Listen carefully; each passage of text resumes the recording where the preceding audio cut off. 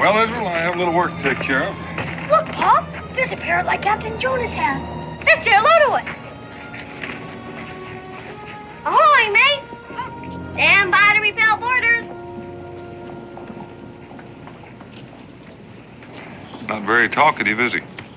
I guess nobody ever tried to teach him. Well, I haven't got any time to spend on his education. Like I said, I have a little business to tend to. How long will you be, Pa? Well, son, it could take all afternoon. You think you'll be able to find a way to pass the time? I'm gonna go say goodbye to Captain Jonas. Be sure and stay out of trouble. I will. Stay out of trouble. Did you hear that, Pa? Sounds like pretty good advice to me. Stay out of trouble. Stay out of trouble. Stay out of trouble. Stay out of trouble.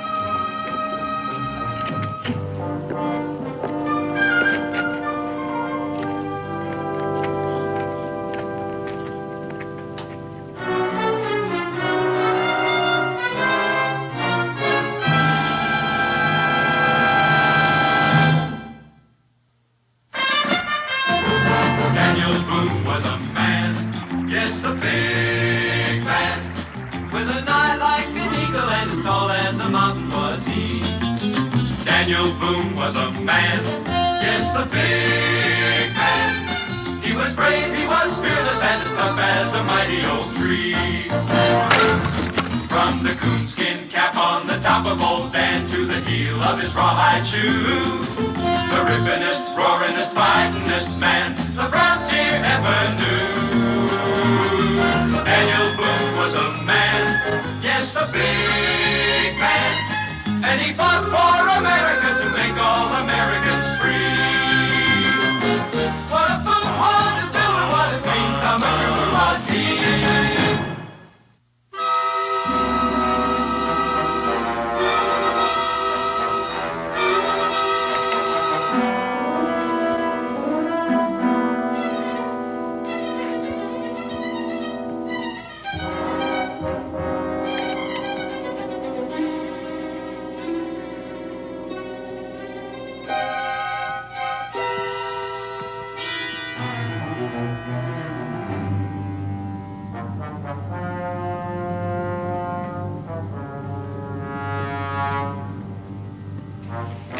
Good morning, Corporal. Mr. Boone?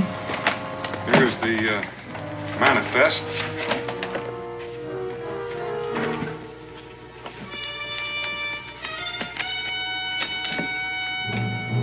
Duplicates if you need them.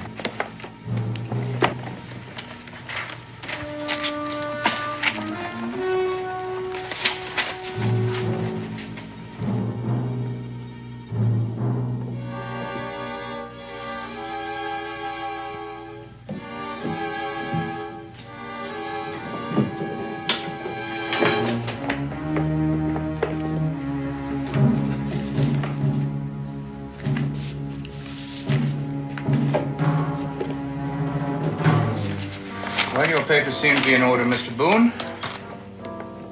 Guard, take these upstairs, please.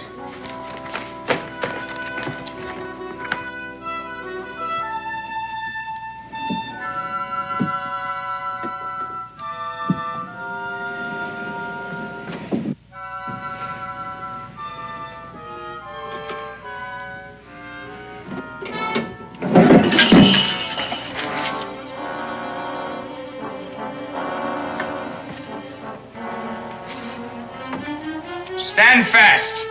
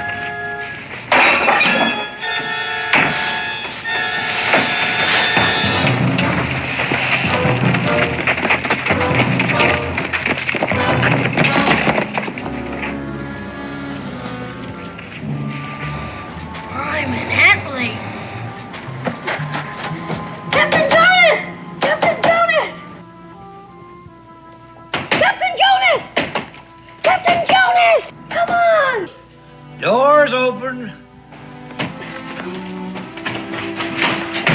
Ahoy, mates! Captain Jonas! Ahoy! Ahoy, mates! Did you hear that shooting out there? Aye, lad, it's plenty shooting I've heard in my day. And many's the 9-pounder I've touched off from the deck of the Unicorn here. Ahoy, unicorn! I remember this French privateer closing in on us just off the Bahamas. Carrying twice-star sail and twice-star guns she was. I don't mean that kind of shooting, Captain Jonas. Well, sir, the very first broadside from the Unicorn, and we parted that Frenchie's mainmast neat as the hair on a parson's wig. I mean the shooting out there in the street right now, and all the soldiers running and everything. Lower your anchor, laddie, and take it slow.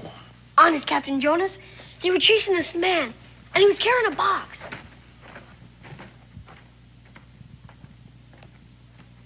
Commodore's coming! I guess he wants to see what's going on. Now, Commodore! Ho-ho! I'm coming at full sail, too. Looks like a storm's brewing. Batten down the hatches! I thought we had him cornered, sir, when he ran in here, but he sort of disappeared. With the dispatch box, of course. Well, I'm not too sure about that. I remember when we were chasing him, I kept hearing those sleigh bells, and all of a sudden they stopped, so it's possible he might have hidden the box somewhere. But you're not too sure about that either. No, sir.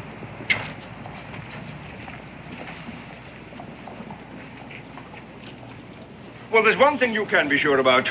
Unless that thief is locked in the guardhouse by this time tomorrow, a certain ex-corporal will be put there in his place. Can you tell me who that ex-corporal would be? Corporal? Yes, sir. Me, sir. Well, I must say your fund of factual knowledge is increasing. Corporal, I'm sure these good people have business of their own to occupy their valuable time. Yes, sir. All right, you heard the Commodore. Now move along. To your homes. I suggest you search the stable area. When you're done, leave a watch here. That thief may return to look for that box himself, in the likely event that you fail to uncover it. Lieutenant?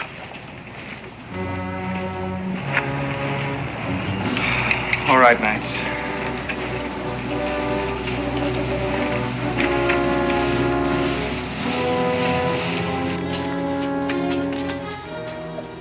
I saw him throw it in there, just before they chased him away. Blow me down. Pipe down. Good night.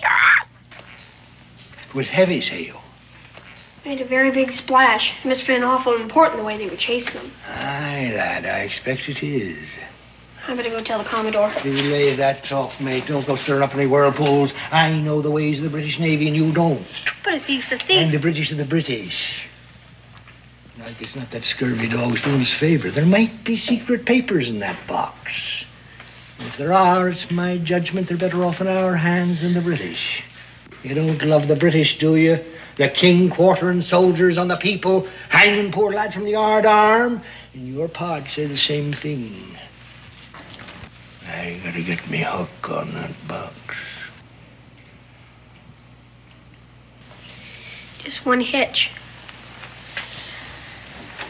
How are you gonna get that box away from all those soldiers? You leave that to old Jonas. You're not alone now, lad. You got yourself a shipmate.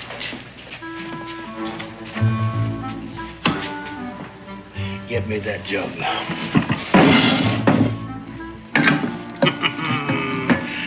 We're going to disguise that box as a keg of rum.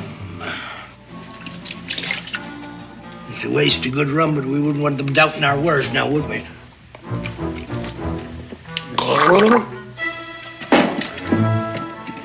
All right, laddie. Let's lay a course for that well.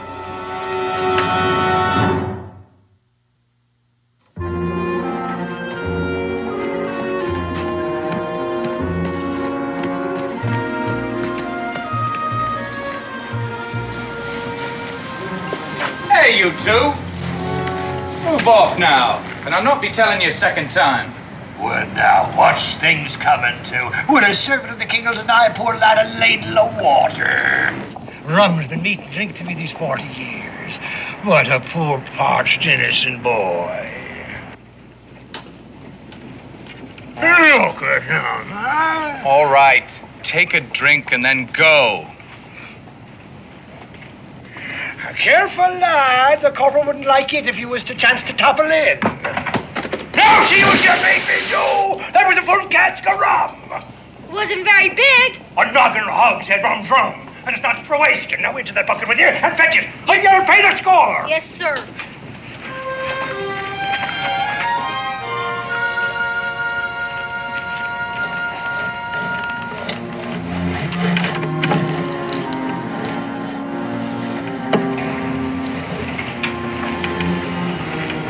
What's going on here? Clumsy lad tipped a full cask of rum into the well. I'll be hanged by me thumbs if I see it go to waste. You'll be hung by your neck if you don't get him up here in just 1 second. Oh, I'm sorry, Corporal. You're interfering with the king's business here. Hold it! King's business? What kind of business? None of yours. Now up with that bucket or you're going to the guardhouse, the both of you.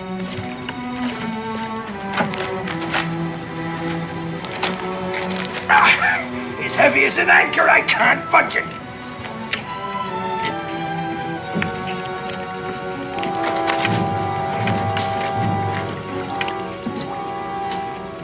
God help me with this bucket.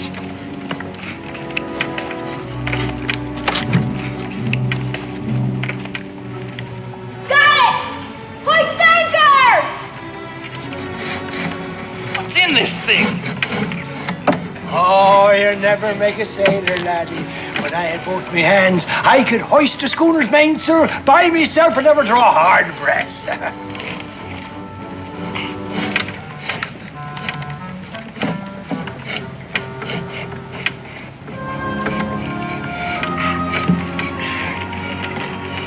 Give me that. Oh, time you got back up here, what took you so long, huh? Oh, thank you kindly, Corporal, and good luck to you in the king's business, whatever it is. Look at you. Scummy as a bill's rat.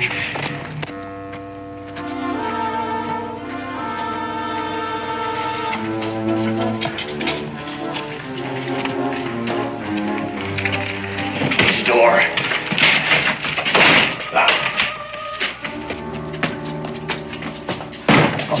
Oh, that must be gold from the hoist of it.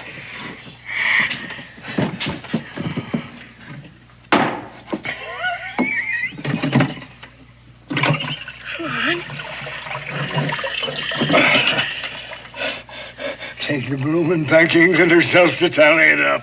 There ought to be a big reward. Reward? Have you gone daft, lad? Wait, turn this over to the Commodore. He'll clap us both in irons as accessories to the crime. I say it's the king's gold and the king shan't have it. Pa wouldn't agree to that. Not money. But he's your pa, not mine. Ah, now, laddie, if you knew the way I suffered at the hands of the king's navy, suffered, and the poor people of this town, we're just seeing that the British get back a little of what they give. And we're rich, laddie. Rich as lords rolling in a coach. With rum and tobacco for the rest of our lives. You keep a sharp lookout while I take this in the back and open the lock. Aye, aye, Captain.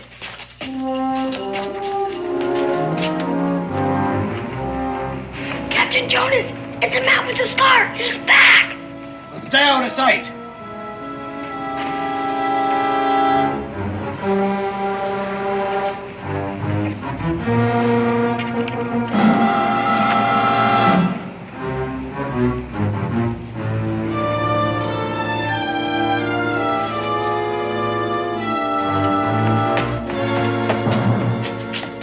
He's still out there. He's come looking for his box. It's a pity we didn't leave it at the bottom of the well for him to find.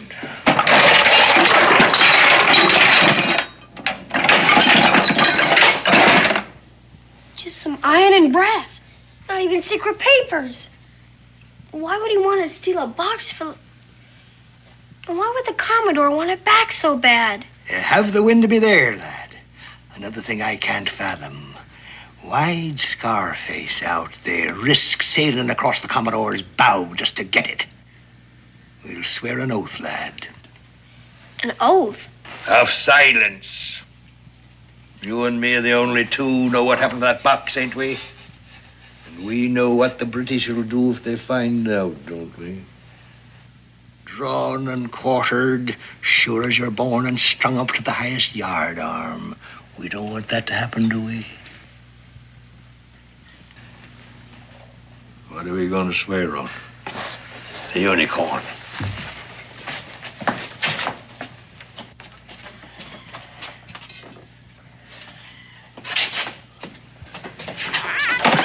We'll need a witness.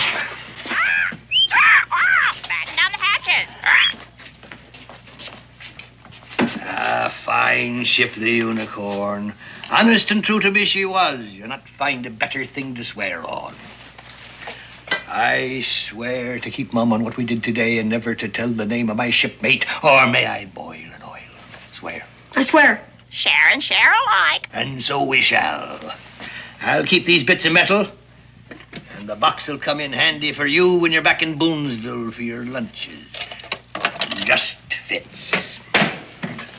You mean it's for me? A going away present, so you'll not forget old Captain Jonas. Now, you best hoist your jibs and set a course away from me. And look out for Scarface. You come athwart his course, it'll be your last voyage. Remember, we're shipmates, and remember what we swore. You can count on me. Mum's the word. Fair winds, lad. Bye. Fair winds.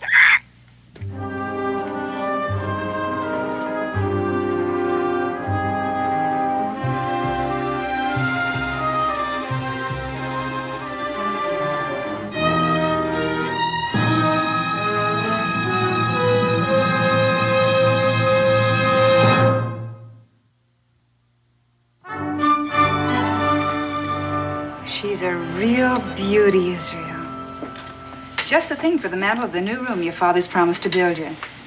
Your clothes are dry by now. You better get dressed. Why, Mom?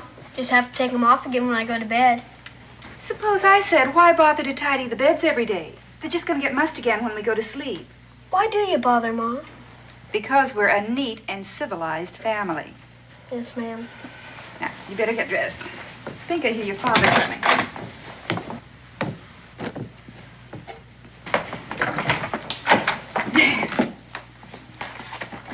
Oh, you're back early. All finished. We can leave in the morning as planned. Oh, wonderful. Where's Israel? Changing his clothes. I had to wash every stitch of his clothes. I don't know what we'd do for excitement without that boy. Well, we had plenty of excitement down at the government house today. I was there when some fella stole a dispatch case right out from under the nose of Commodore Morrison. What happened to him? Well, I don't know. The last time I saw him, he was heading for the hills. 6 or 7 soldiers after him. Where'd this come from? Oh, Israel brought it. Is something wrong? Well, I don't know. This is an official dispatch case like the one all the ruckus was about this afternoon. How'd you come by this, son? Oh, I found it. Bottom of a well. King's seal. Did anyone see you with this? No, Pa. I was down there all alone. Israel, put your coat on. We're going to pay a visit to Commodore Morrison. This may be the box they're looking for, and if it is, the sooner it's returned, the better. Can't we just throw it away or something? Nothing's in it. Israel, this is the king's property. A man could be hung just for breaking the seal. What does it matter? It belongs to the British. The truth matters, Israel, and possibly keeping innocent people from becoming involved. We'll be back. Don't be late for supper. I don't think I'm going to be very hungry.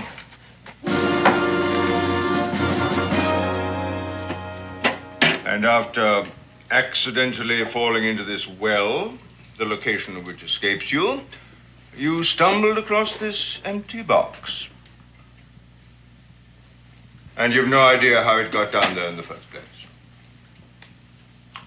And then you picked up the box and you climbed back out all by yourself. Quite a feat for a boy of your size to climb out of a well alone and unaided, carrying this heavy dispatch box in the bargain. Don't you think? I asked you a question, boy. My son is not a liar, Commodore. And I won't have him badgered in this way. Now, you have your box back. I think we'll just be leaving now. I must ask you to wait, Mr. Boone. I'm not finished yet. With the boy or with you. Corporal. Is that the boy, Corporal? Yes, sir. And is that the man? No, sir, he was an older man of medium build. Perhaps you can enlighten us as to the identity of this older man of medium build. Israel, if you have any idea what he's talking about, tell the Commodore. Cat's got your tongue, eh, boy? I suggest we refresh this young man's memory as to the location of the well wherein he found this box. Perhaps when you're at the scene, you'll be stimulated to recall the details of your story. Follow me, Mr. Boone. Corporal, bring that box.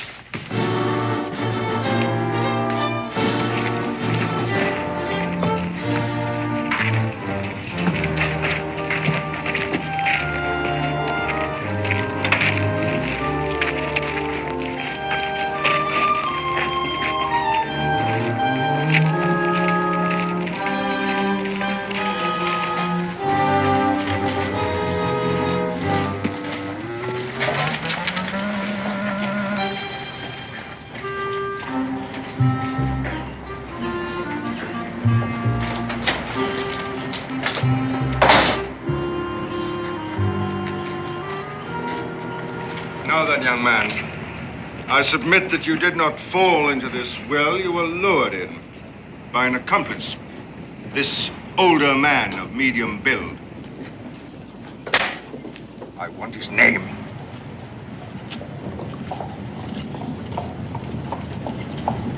Tell him, son. Like as not, he's in league with the man who stole the box in the first place. Don't you see the man was just using you to retrieve that box? Whoever he is, he'll swing. Very well. I've tried to be patient with you. Corporal, put the boy under arrest as an accessory to the crime. Now, hold on, Corporal. He's just a little boy, you can see that.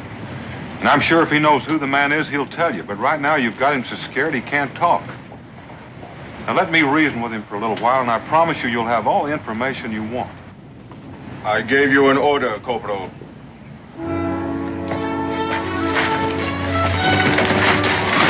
Put Mr. Boone under restraint.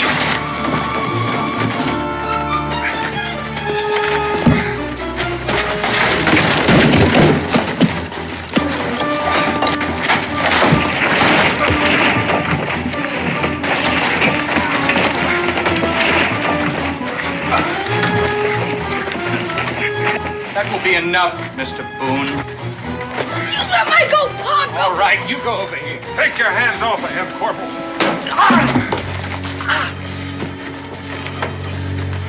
You come back here! Corporal, let him go. As long as we have Boone, the boy won't go far. Put him in irons. All right, Mr. Boone, let's move. And no more tricks.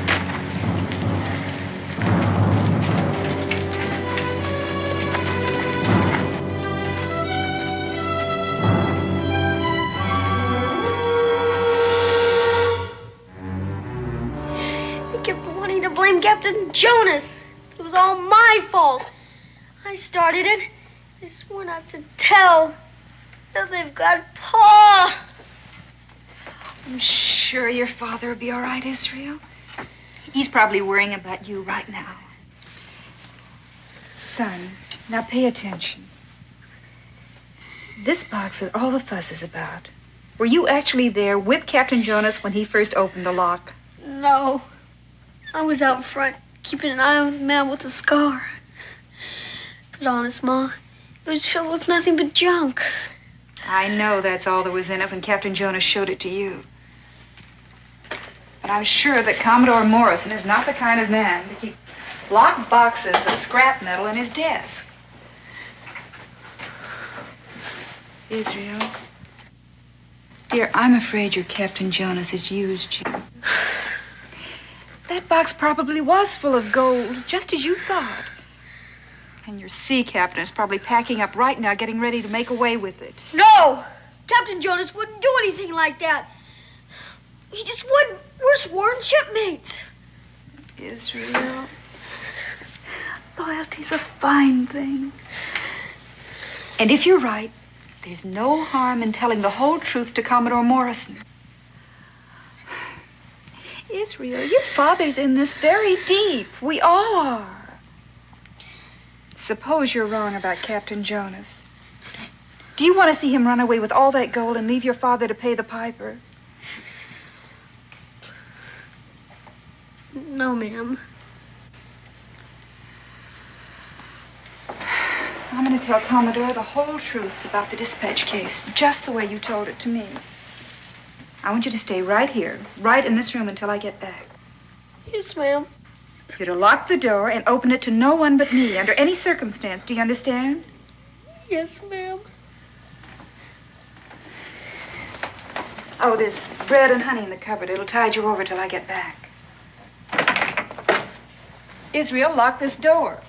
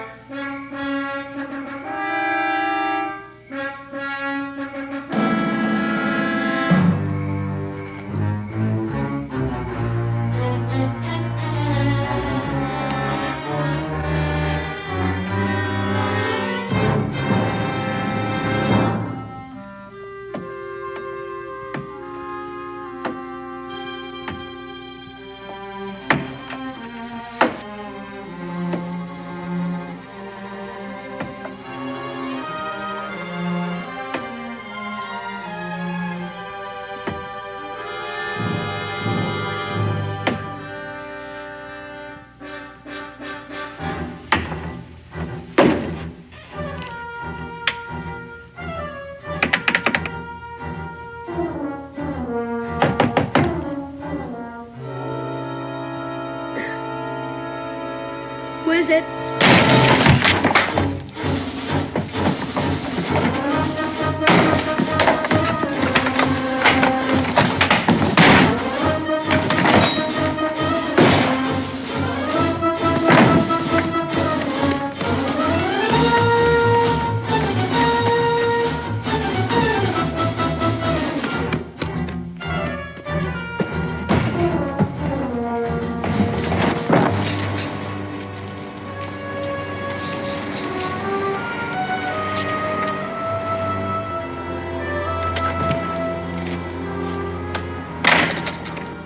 Corporal, I'm Rebecca Boone, and I'd like to see Commodore Morrison.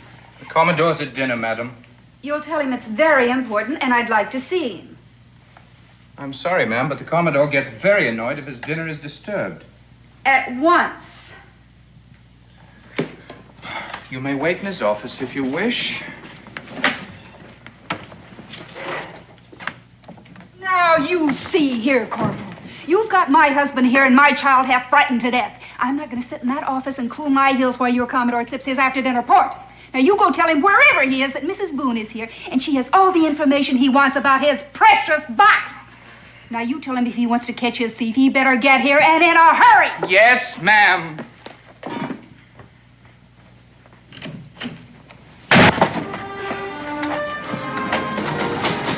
Captain Jonas!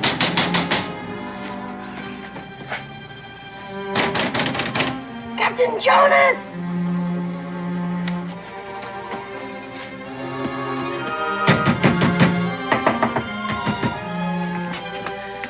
It's me! The man with the scar is chasing me! Chasing you? Wouldn't you be safer off at home, lad? I don't think so. You're a real shipmate. I was there at the well when they put the screws on you. Ah, but you didn't drag me into this mess, and it gives old Jonas a chance to haul anchor while there's still a breeze. My ma was right. I was out there. You took the gold for yourself. Then you filled the box with this junk. And now you're taking off with the gold and leaving me and my pa to pay the piper. You're all of a clove hitch, lad. I'd sooner lose me other hand than cross a shipmate. Look here. Look. Where's the gold? Where's the gold? Only me duds. Huh?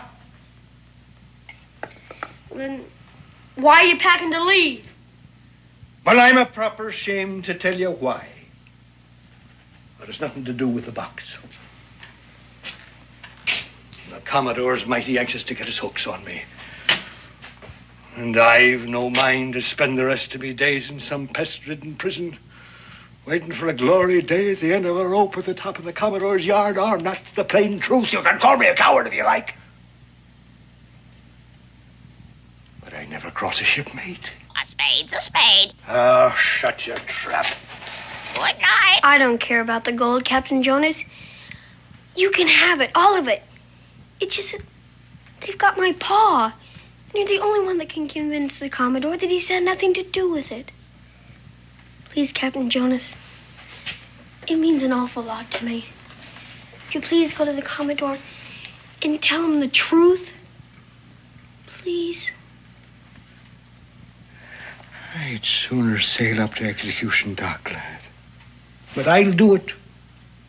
Only you gotta believe I didn't take that gold. Let's hurry.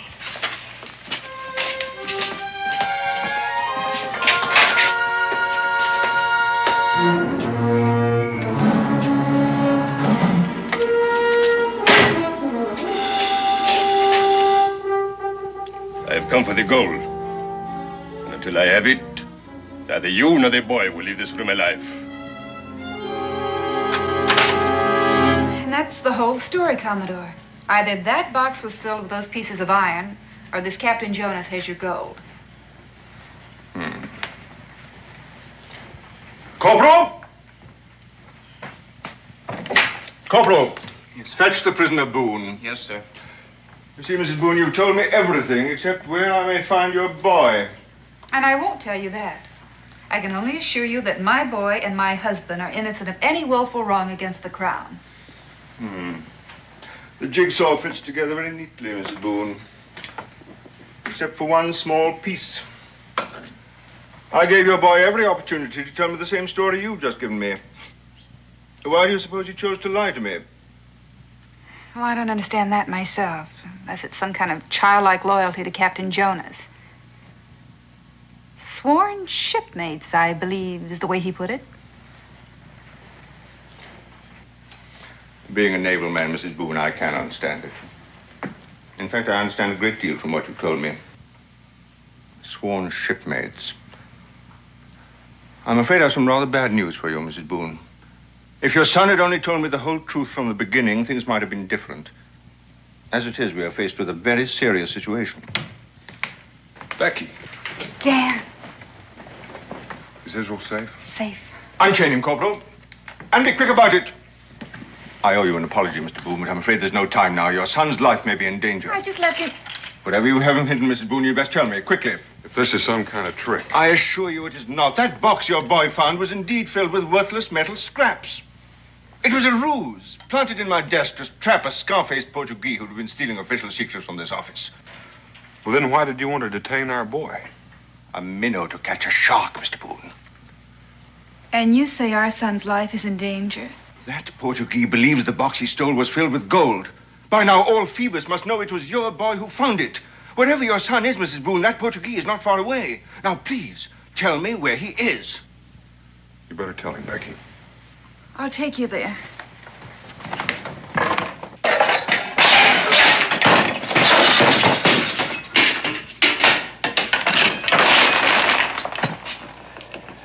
I warn you, monsieur. My patience is wearing thin. I've told you all I know. The box was empty. No, it wasn't empty. It was full. But there was nothing in it. But... Stop! I'm telling you the truth! Guard! I've had enough of this. Now, if it is a game you wish to play, we will play it together. Now, there is him, and there is you, and there is me, and there is the gold. It is the two of you against me and the gold.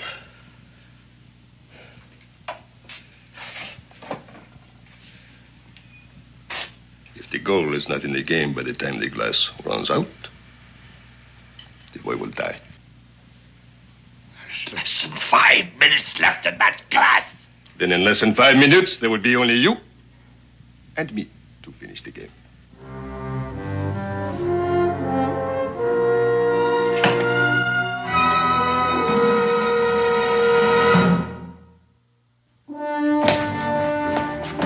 Pedro!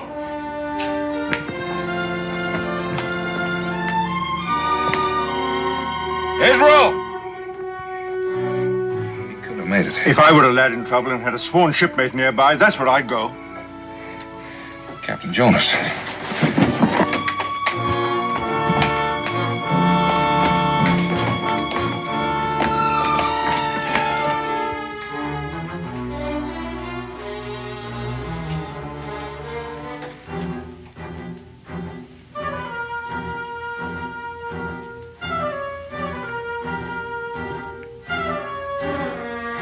Wait.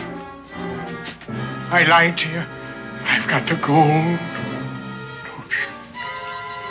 An interesting game and very well played, monsieur. So you did have the gold after all, eh?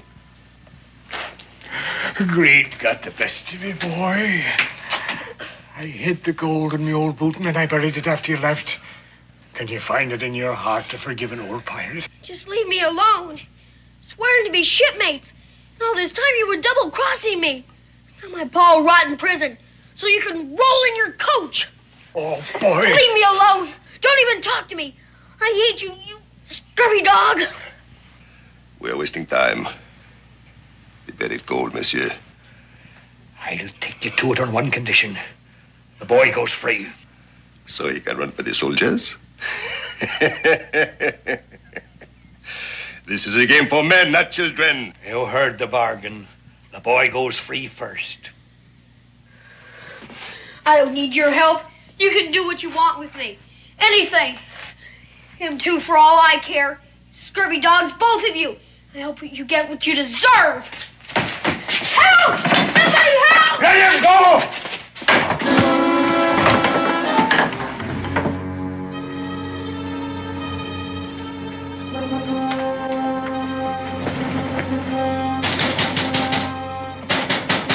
Open up in there. Maybe there's a back door.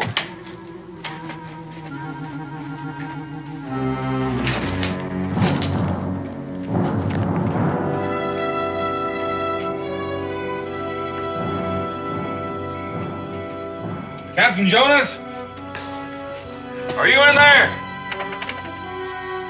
Nobody's here. Let's go.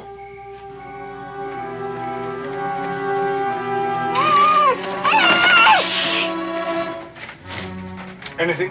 Nothing. Corporal, assemble the garrison. Every man jack, on duty or off. I want them all in front of Government House in 10 minutes. Yes, sir. You saddle up 2 horses on the double. Got to find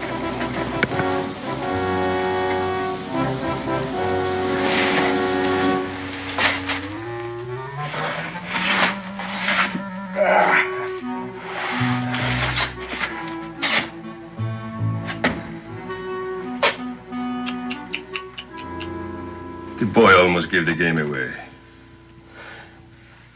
And now, monsieur, the gold. The boy goes free or I don't watch.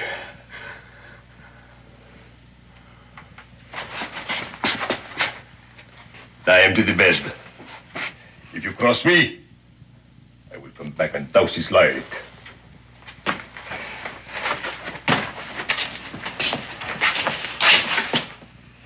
It's for your own good, lad.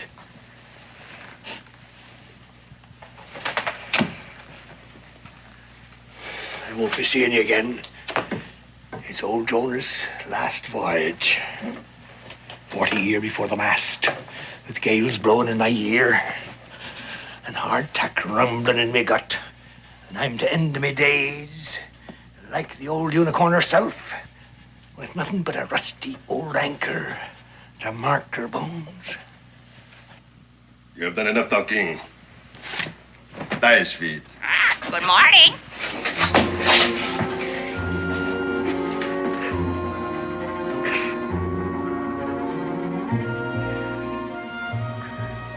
It's enough. Get moving.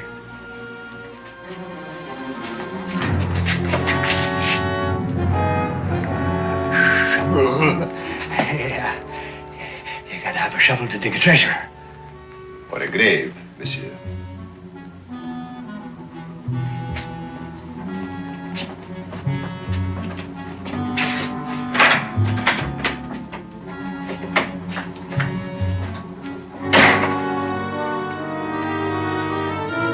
Foul play! Foul play! What? Shoot! Right. You're to ride to the toll gate on the post road, you to the bridgehead at the river. And remember, a scar-faced man and a fair-haired boy of 10. Make haste. Corporal, you take a squad of men to the docks. Now, you've seen the boy and the Portuguese. Comb every building, look in every culvert under the pier, everywhere. And report back here to me every half hour. Carry on. Squad 1, fall out and follow me. Now, the rest of you, house to house, street by street. I want no stone left unturned. Carry on. Lieutenant, station one man at the Wayside Tavern, just in case the boy returns on his own. Mr. Boone, would you take these two men and search the general area of the livery stable? Keep a sharp eye. The man may be in need of a horse. Yes. Mrs. Boone, you'd best remain here with me.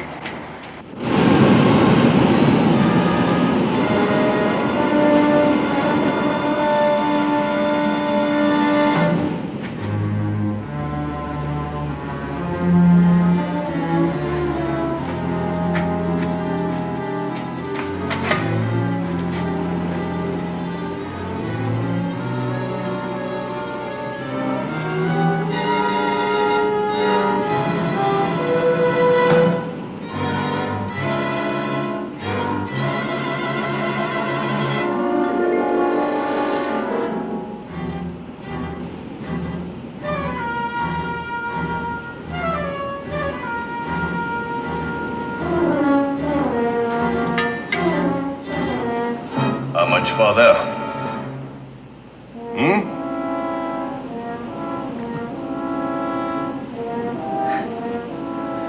Over there by that anchor. The last of the unicorn.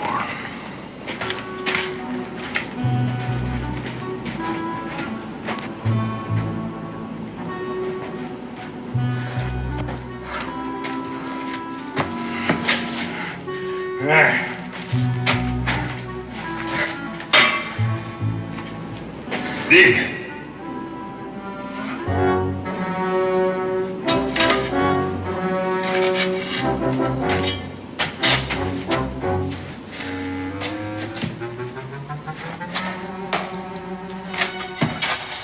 Foul play! Ahoy! Foul play! Foul play!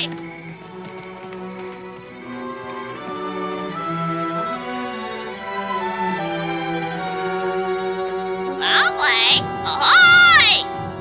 You men, over here. Someone in there, fetch the Commodore.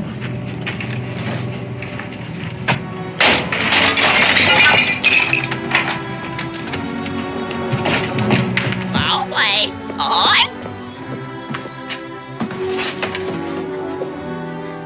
Who tied you, son? Captain Jonas.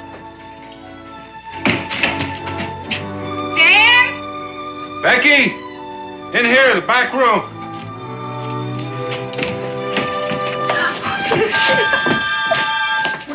Oh, thank heavens, you're safe. Just like you said, Ma.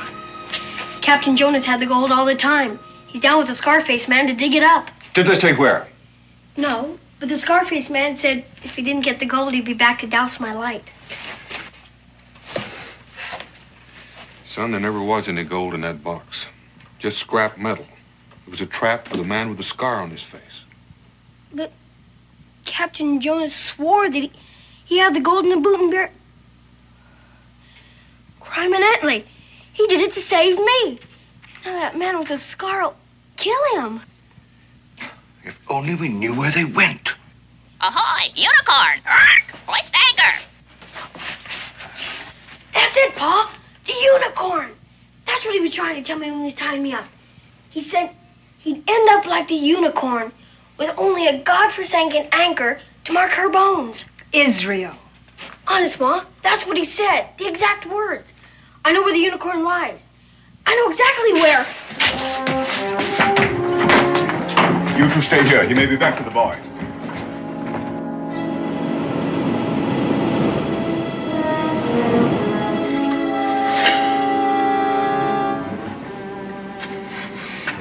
For a rum-soaked sponge. The tide must have shifted the sand.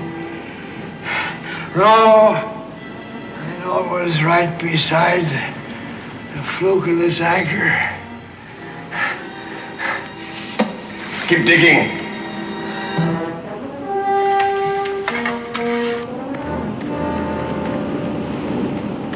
Hurry, Pa! Faster! That's as far as I go. I'm sick and I'm tired, and I reached the end of my string. There's no gold, and there wasn't any. So go ahead and shoot. And remember this. If any harm comes to that boy back there, I swear I'll come back from my grave and I'll see the color of your insides.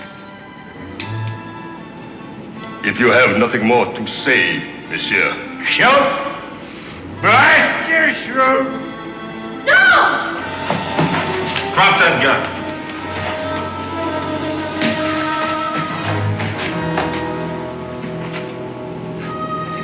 That's what I meant, Mrs. Boone, about shipmates.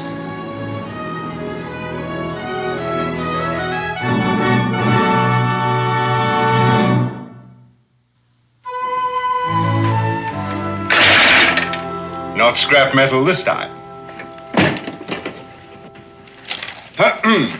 His Majesty's government is pleased to reward you for the return of this box and for your heroic part in the apprehension of a traitor to the crown. How is this to be divided? Share and share alike. We're shipmates.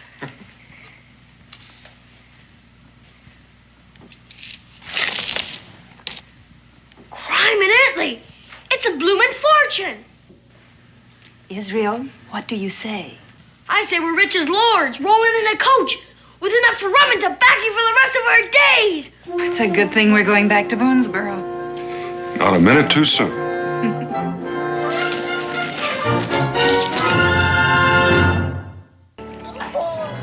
Teach you?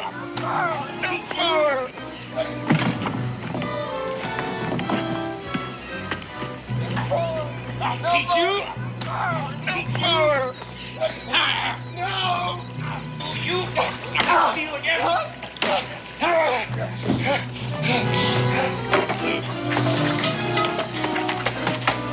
Hey, you there, boy!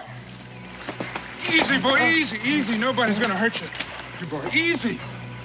Lord Almighty, what's been done to you, boy? No, Mr. Blake. No. Leave the sinner be. Don't help him. No. You did this to the boy? He is indentured to me. I may do with him as I please. Get away from him.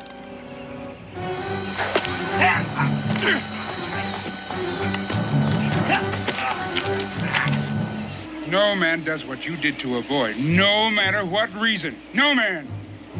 All right, you. You tell me why you do that to a boy. Why would you beat a boy like that?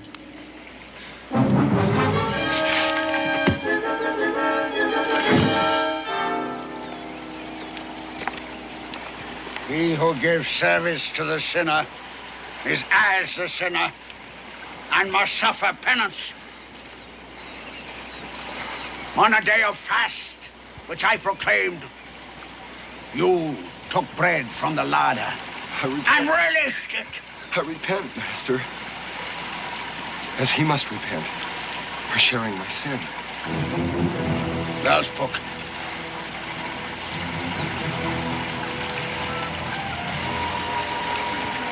Learn him well.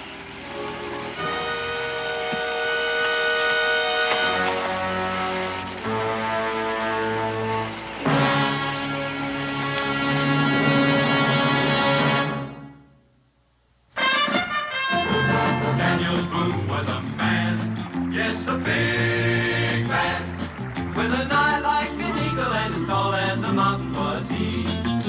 Daniel Boone was a man, yes, a big man. He was brave, he was fearless, and as tough as a mighty old tree.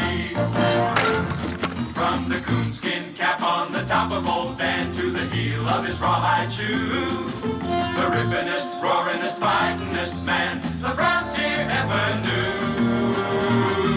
Daniel Boone was a man, yes, a big man, and he fought for America to make all Americans free. What a Boone was to do, and what a great American was he.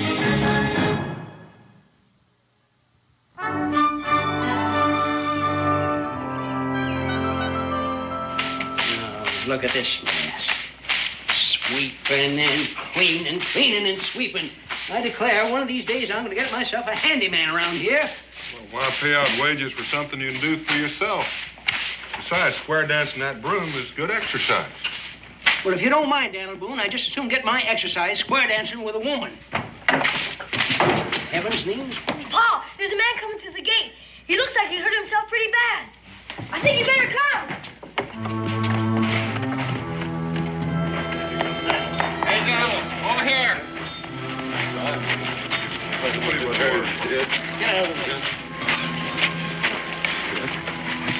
Take it easy. What are you saying, boy? What's this all about? I'll get a towel. It was Mr. Blake. He was my friend, and we were traveling together. And we camped about 10 miles up the road. And I went to fetch some water, and then it happened. What happened? What? How'd you get beat up like that? I don't know. I was hit from behind, and when I came to, he was dead. The whole camp was just torn apart. And, God, it was terrible. I don't know. Who are you? Who is this Blake, this friend of yours? Emmett. Emmett Morgan. That's my name. And Mr. Blake, he was just a friend of mine. He was coming to see his brother. Would his name have been Cyrus? That's Cyrus. Cyrus Blake. That was his name. Get eating, Blake. I'm already here. Now, what's all this about? Your brother's been killed, Enoch. The boy just brought the word.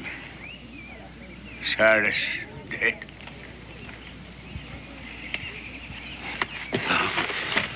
You tell me, boy, how did my brother die? Who did the killing? I don't know, but I found this sticking in his back. That's my paws! I know it anywheres.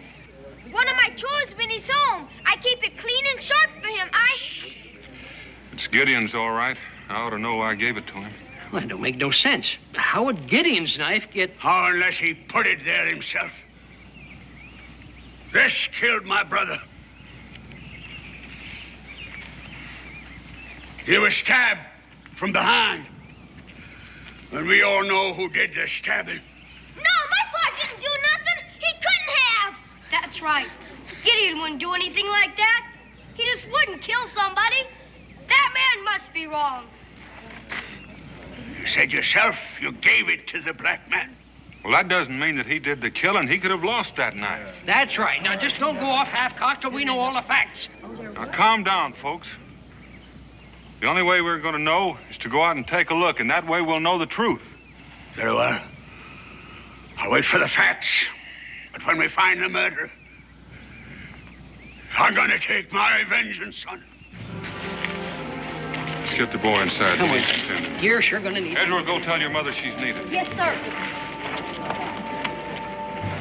Now, the rest of you men that want to go, meet me here in 15 minutes.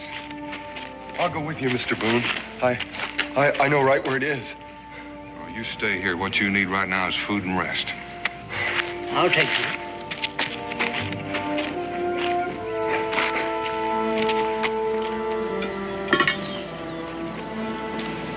Lord Almighty. It looks like a madman must have done this, Daniel. Backstab, just like the boy said. Cyrus Blake. His Bible with his name in it. I give my life to serve the simple. Amen. And so he did. May he rest in peace. Well, Boone, what do you got to say now? I say we don't know any more than we did. Here, what's this? Holding on to something.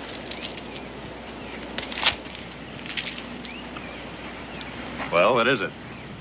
About a year ago, Gideon wrestled down a grizzly with not much more than his knife. He made himself a necklace out of its teeth. Well, that's proof enough for me. Now, which of you is going to join me while I hunt the killer down? Now, wait just a minute. What more do you want? The knife, the necklace, both belonging to the black man.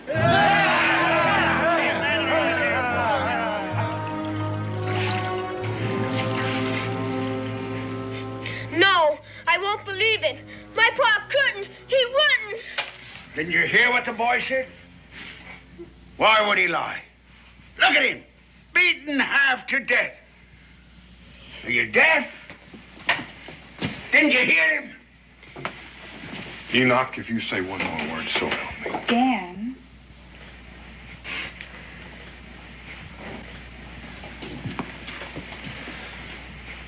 Are you sure you're not mistaken about this knife?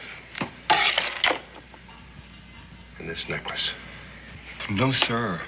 No, sir. Those teeth. I'd never seen nothing like them before.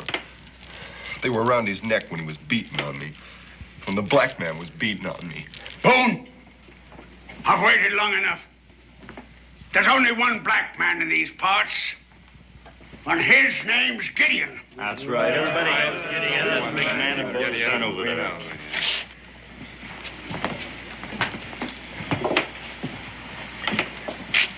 You gotta admit it looks bad, Daniel.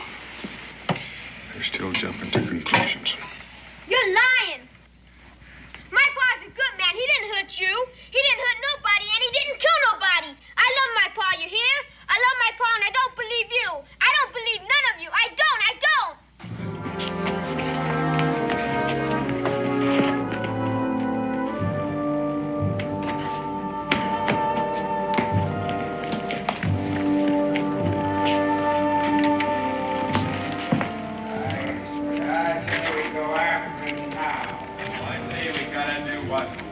We ain't heard what all Boone's got to say.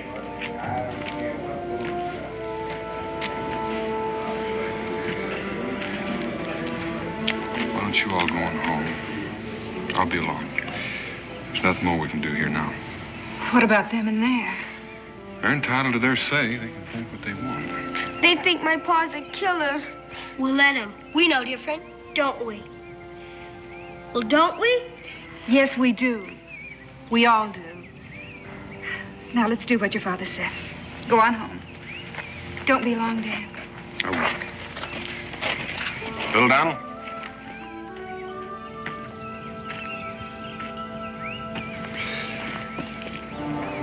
Things are going to work out. You just keep on believing it.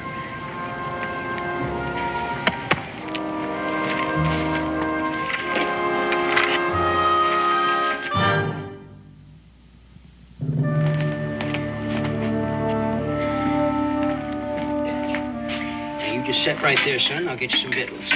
Thank you.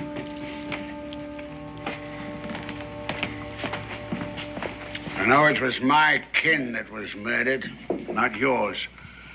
But my point is that if he kills once, he's apt to kill again.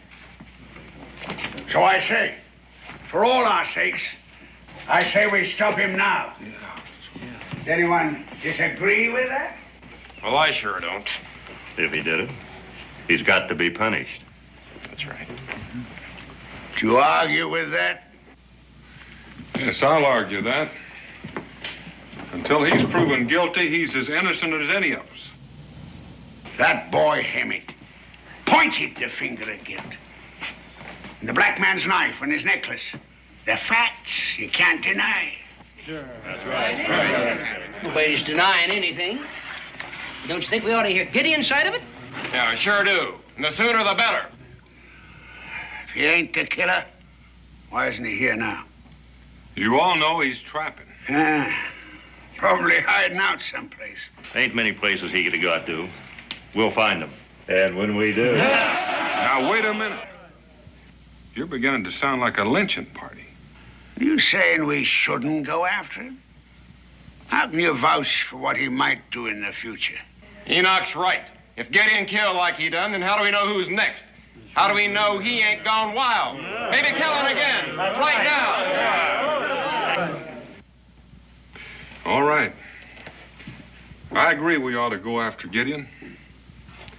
And I agree we ought to treat him fairly, and that he'd be tried in a court of law. And if any of his rights are denied him by any one of us, then we're murderers ourselves. Is that what you want, Enoch?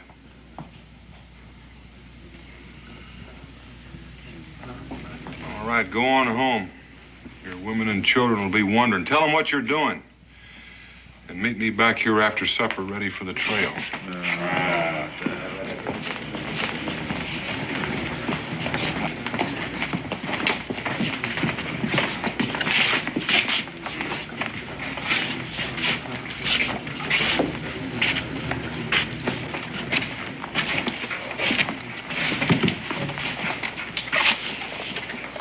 I don't trust him, Daniel, especially that Enoch.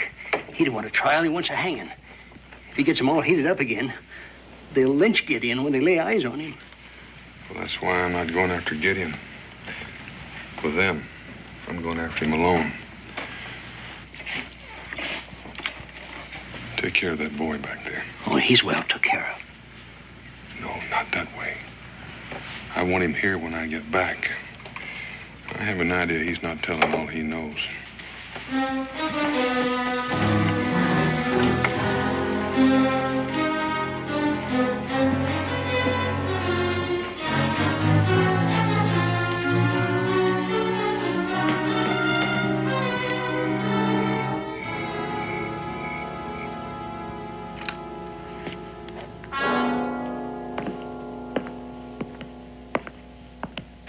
Please, if you bring him back, they'll hang him. I got to, little Daniel. There's no other way. I got to find your pa. But, Pa, you're his friend, his very best friend. That's why I have to go after him. There's a chance that he might be hurt. Now, I'm not saying it's likely, but there is a chance. And I can't have your pa walking into all that hate. And for that matter, if he stays away, they'll say he's guilty no matter what. Evening, horse. Pa! Oh, Pa! Pa! Where you been? They're saying all kinds of things about you. Ah! Oh, what is it, Pa? It's all right, son. My back is just scratched up a bit. It's like the time the bear got his claws into me before I could get my knife into him. You remember, Hoss? You sure had a good time taking care of me, Rebecca. What happened, Gideon? Oh, Pa! Becky, get some hot water. Israel, get some bear grease. Now move.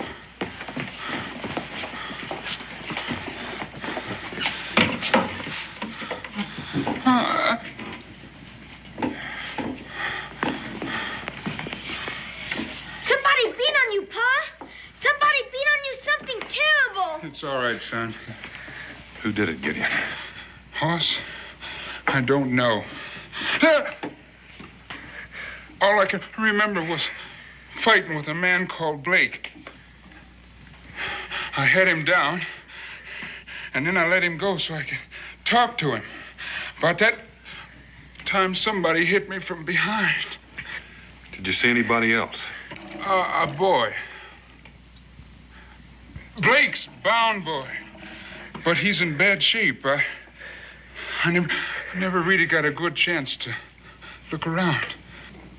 Are you sure the man you had the fight with was named Blake?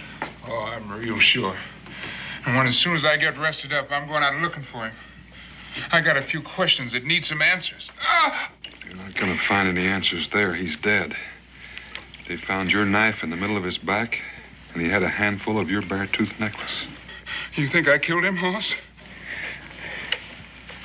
Not if you say you didn't. But there's a lot of other folks think I did. Would you put up some grub for me? Why? What are you planning to do? I reckon I better be moving on. I can't stay here. Now sit down. We're going to take care of your back.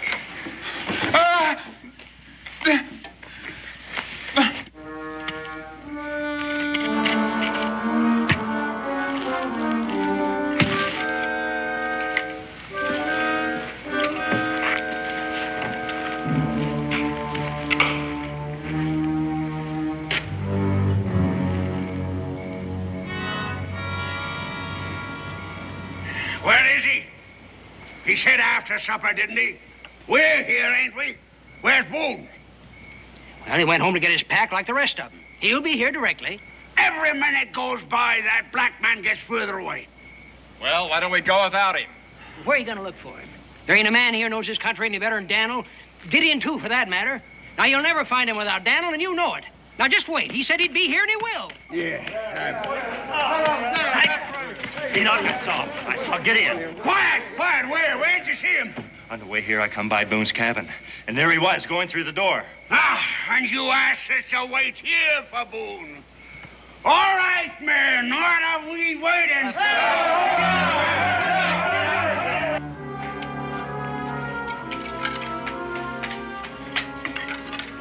How about a little more hot stew? Oh, no, thanks. I'm full. I feel better. A heap better. You were saying? I was fighting with this Blake because of what he'd done to the boy. Could you have stabbed him while you were fighting? No, I'd remember that. I didn't aim to hurt him. I was just trying to defend myself. Who hit you on the head? I don't know. I was just lying there, Hoss, with my head down, half drowned in this little stream. I reckon it was the water that brought me to. And you haven't got any idea how you got there or who whipped you? Like I said, the last thing I remember was being hit over the head. The next thing was that I was lying there in the stream. Maybe I crawled there. Maybe somebody carried me. I don't know. I just don't know. Well, your knife and your necklace. I don't know about those either. It ain't too convincing a story, is it? Don't talk like that, Pa. Somebody could have found you and taken your knife and your bare teeth. It could be, but that's awful hard to prove.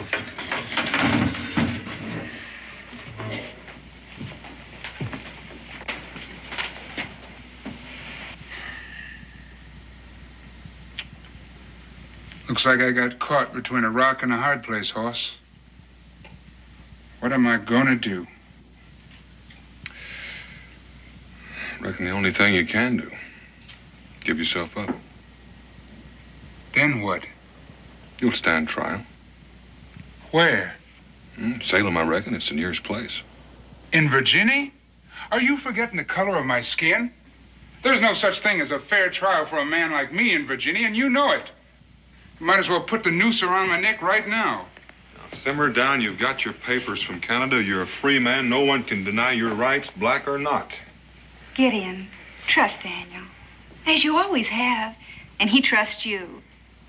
It's the only way for you and little Daniel, too.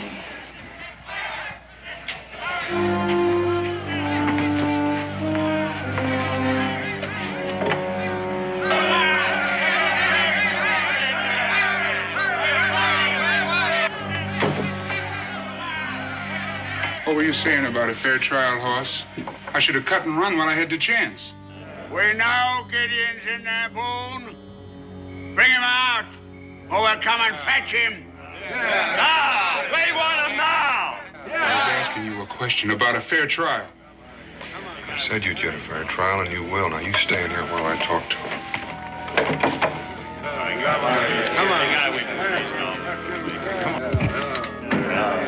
Don't lie to us again, Boone. We know he's in there. I didn't say he wasn't. Well, then turn him over. That's what I aim to do, only not to you. I'm going to turn him over to the magistrate in Salem. No, we're turning him now. Get it over with. Now, you listen. I've heard all the threats and yelling and accusations I want to hear. Gideon's right behind that door, but if you want to get at him, you're going to have to come through me. He's sheltering a murderer. He's only one man. That's what he was. 2 men. All right, what are you going to do with him? Just to satisfy you that I mean what I say, I'm going to put him under guard in the fort tonight so you all can see him. I reckon it wouldn't look right if I were to lock you up and let you keep this rifle. I don't reckon it would. Well, I'm ready to go. Come on.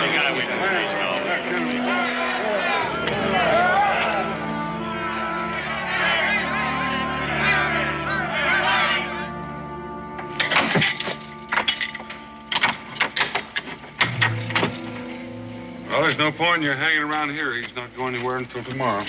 We won't be any further than the tavern, in case you change your mind. Remember that. We'll take the keys. I'll take the keys.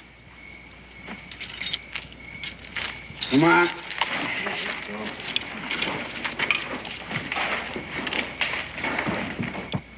When we get this all over with, little Daniel, we'll sure have ourselves a time laughing about the night I spent here in the smokehouse, won't we, boy? Yeah, I reckon we will, Pa, when this is all over with.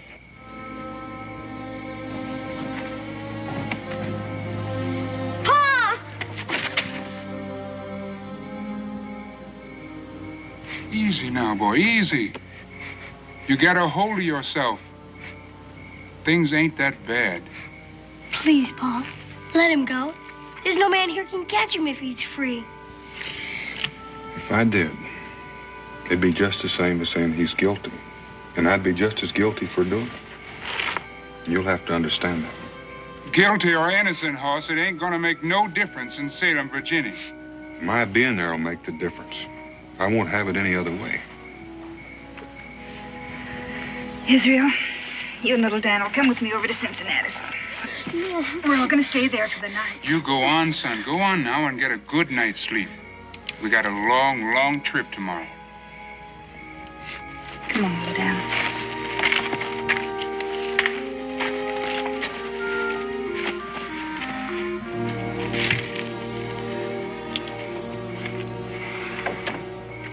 You're going to have your hands full taking care of me, Hoss. You know that, don't you? In what way? In any way you want to take it. You're the one man I figured I could trust. Now you're going to sold me down the river. You're going to have a trial. You make me laugh, Hoss. They'll hang me for sure. Providing that mob over there don't change their minds and hang me first. They're not going to hang you. Well, that's an easy thing for you to say. It ain't your neck that's waiting for the noose. You make it sound like I'm taking sides against you. I'm trying to help you save your life. You give me that gun and let me out of here, I'll save my own. If you were to run for it, they'd put a price on your head and chase you down. Be quiet or talk sense. I am talking sense right now. What would happen to little Daniel, your son, if you were to cut and run for it? What's going to happen to him after they've hung me?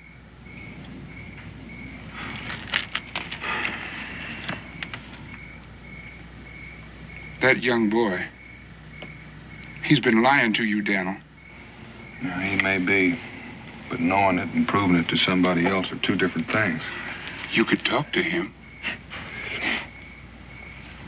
How? With all those people standing guard over him. Or better yet, You bring him here to me, I'll make him talk. Gideon, you get some rest and let me get some. This kind of talk isn't getting us anywhere. What I've got to do is find a way to make him tell the truth.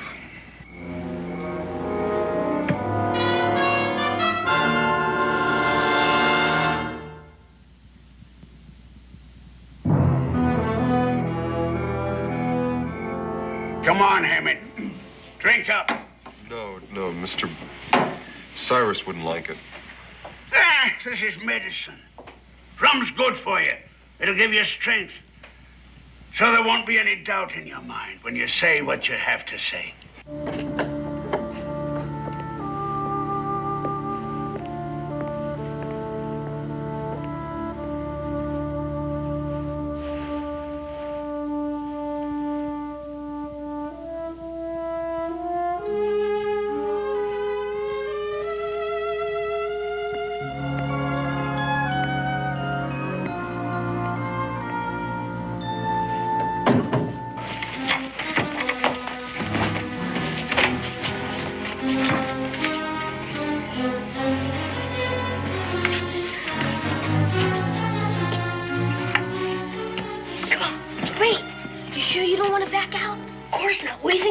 Scared or something?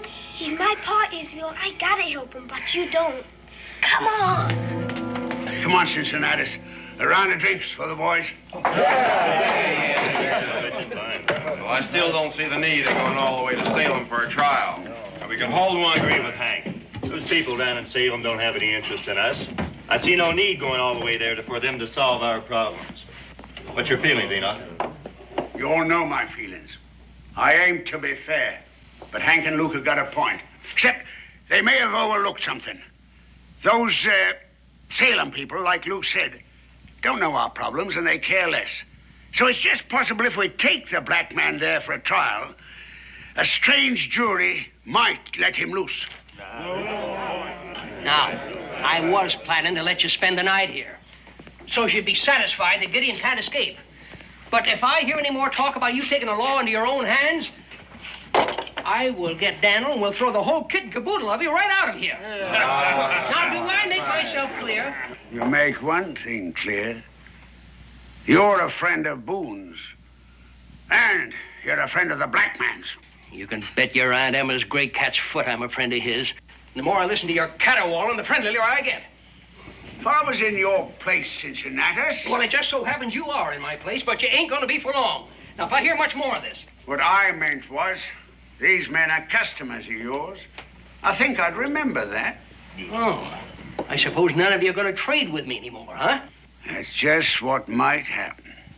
Well, if I have to cater to a lynch mob in order to make a living, well, I am just going to retire. Now, let's just back up a mite. Are you calling us a lynch mob? Have you got a better name for it? Now, don't lose your temper, Luke. Cincinnatus didn't mean it that way. Well, who says I didn't? Well, there ain't a man here that thinks he ain't the whole judge and jury. You've already got a man convicted with no proof. What more proof do you want?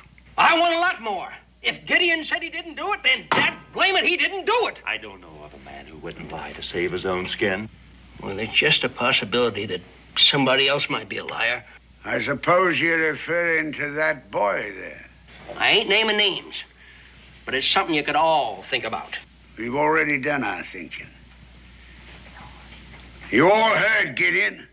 Saw him tonight, standing with Boone, threatening us. Why would he do that if he weren't guilty? Now, just a minute. Just a minute. Maybe you need a little threatening. Maybe you need somebody to calm you down, to help you think straight. Now, I said I was going to get Boone, and I'm going to do it. All right, get him. Go on. Let him hear what the boy has to say now. Now there ain't any doubt in his mind. Now he remembers seeing Gideon stab my brother. It was like a bad dream. I couldn't believe it myself. He must have thought I was unconscious after he beat on me, and I remember it now. I remember it just as plain. Take it easy, boy. We understand. Boone hears that. There'll be no way he'll be able to justify going to Salem. Well, there ain't no need for it. We got plenty of good strong ropes right here in Boonesboro. And one of them's got Gideon's name on it.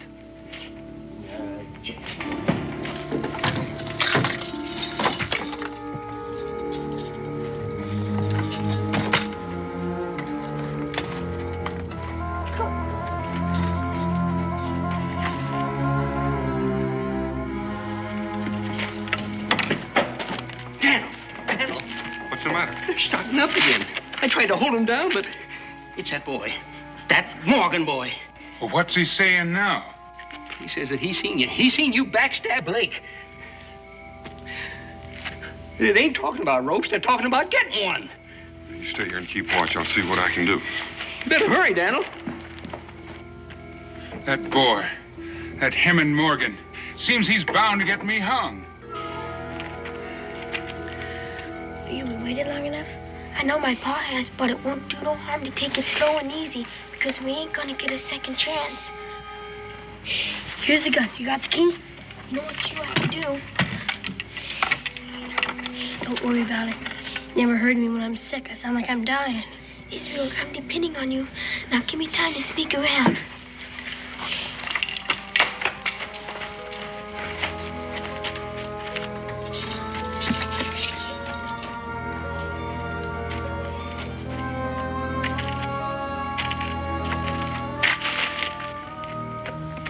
Cincinnatus, would you please sit down? You're making me nervous walking up and down. Well, that makes two of us. Help!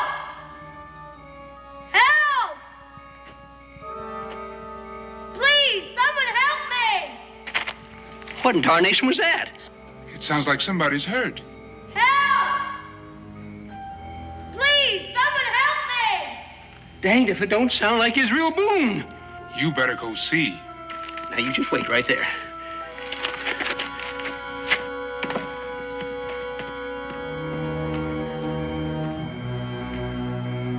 Help!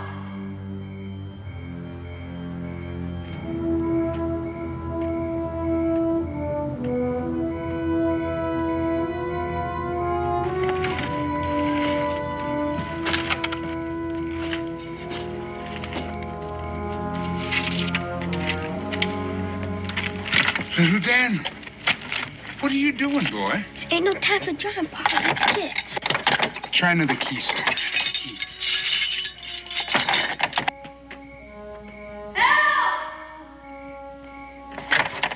Well, how'd you get here, boy?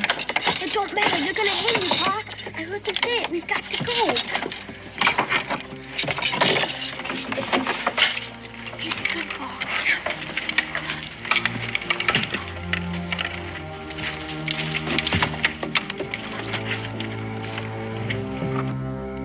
Israel. Israel Boone! Is that you? Help!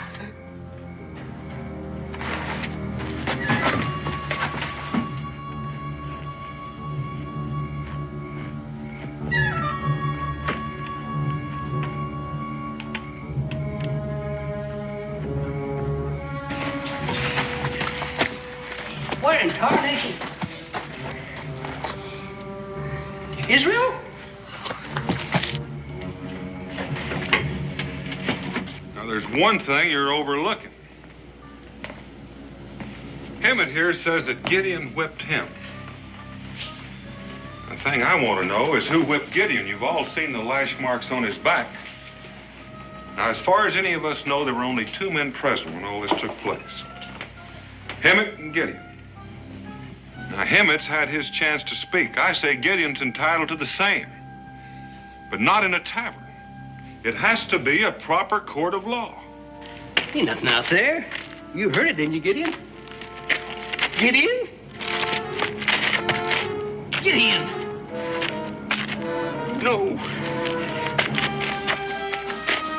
Gideon!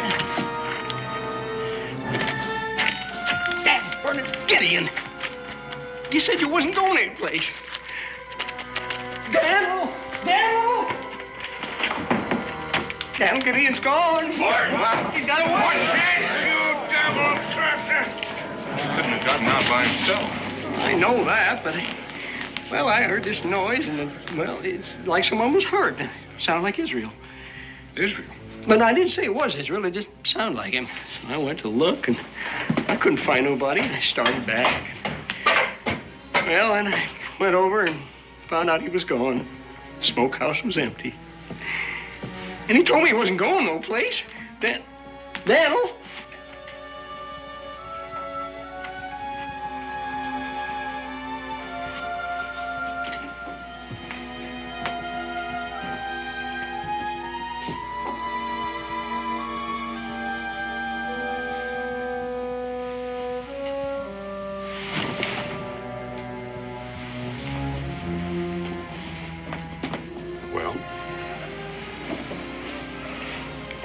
Evening, Pa.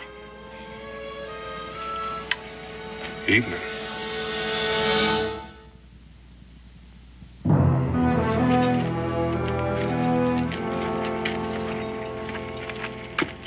You did this.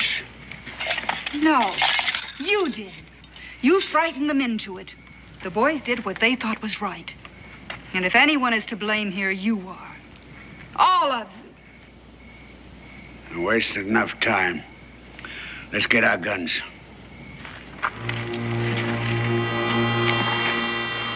There ain't no stopping him now. If they find him. Will they hang him? That's what you want, isn't it? Well, he ought to be punished, oughtn't he?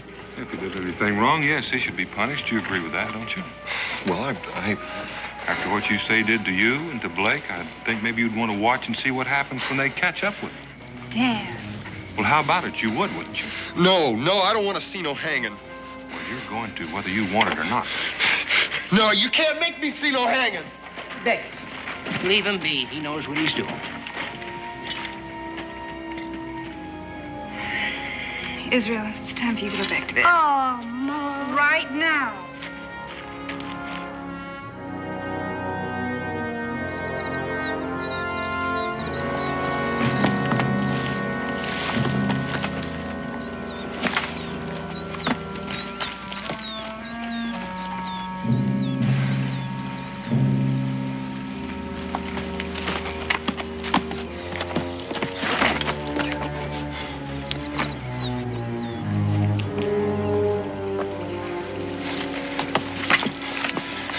Way off, boy. But they'll be here. They'll be here soon enough. I don't understand. But before he gets hung, I want you to meet the man that you condemned to die. I did no such thing. Didn't you? Who do you think stirred that mob up? You didn't. I think you had a reason. Now get out of here.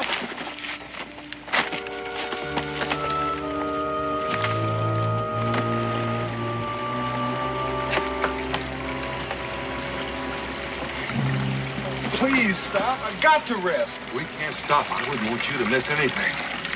Come on. I can't go any further. I gotta rest. Well, rest real fast, boy, because like I said, I wouldn't want you to miss anything. You've never seen a hanging, have you? No, I haven't. And I don't want to either. Well, why not? It didn't bother you sitting there in the tavern saying when you saw Gideon doing the killing. In a way, it's your hanging. You're responsible. If it weren't for you, he wouldn't be on his way to trial. Yeah, but I don't want to see it. Well, you're going to. And I promise you, you won't forget. It's not a pretty sight, especially when you're responsible. No! Well, now, you can stop it, boy. You can stop it real easy just by telling the truth. Oh, what do you mean? I told the truth. Are you real sure? Well, I didn't lie. I didn't. Come on.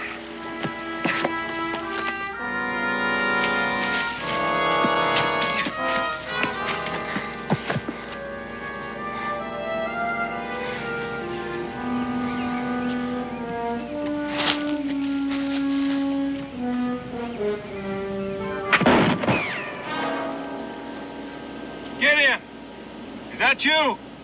Yeah, it's me, Hoss. Gideon, I've got to talk to you. It's too late. Go away, Daniel. I don't want to have to hurt you, but I ain't going back to hang. Gideon, last night you wanted me to bring the boy to you. And I brought him. Would you talk to him? It's too late for that, Daniel. People think I'm a murderer, so it don't make no more difference. Now listen, you stay here. Gideon is not going to miss twice. And if you try to get away, I'll track you. I think you know that.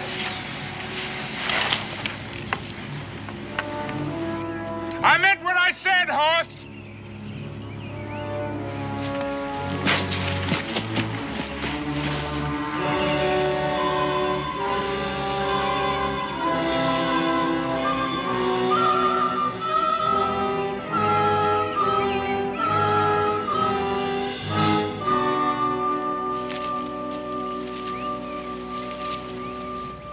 Go back, Hoss. I meant what I said.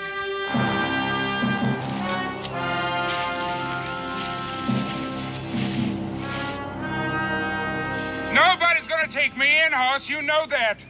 You gotta know that.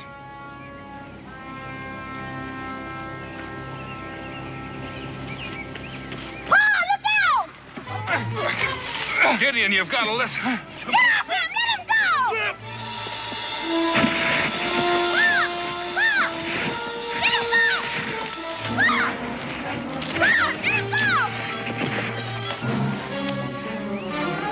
go!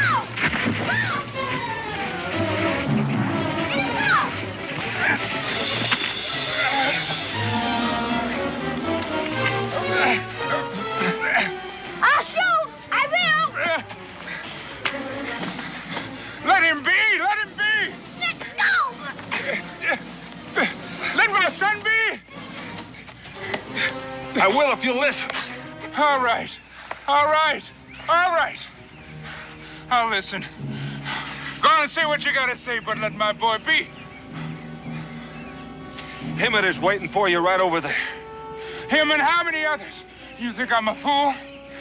You are if you don't trust me. It's still loaded.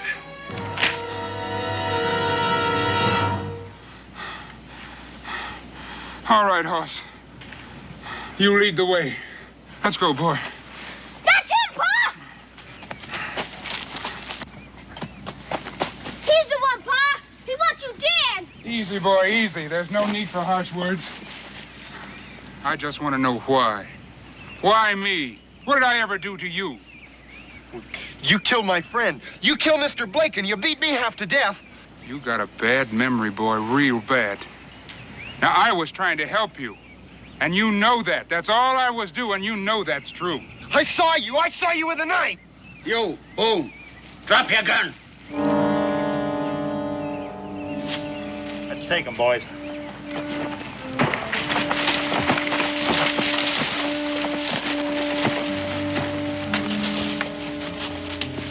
They were gonna kill me. I told you it was too late, Hoss. Come on. Bring the rope. No!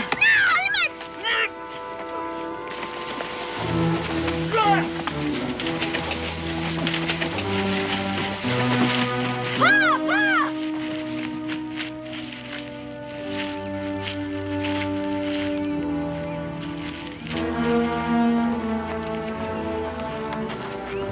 See that knot is good and strong. It ain't gonna give. Not even with his weight. All right. String him up.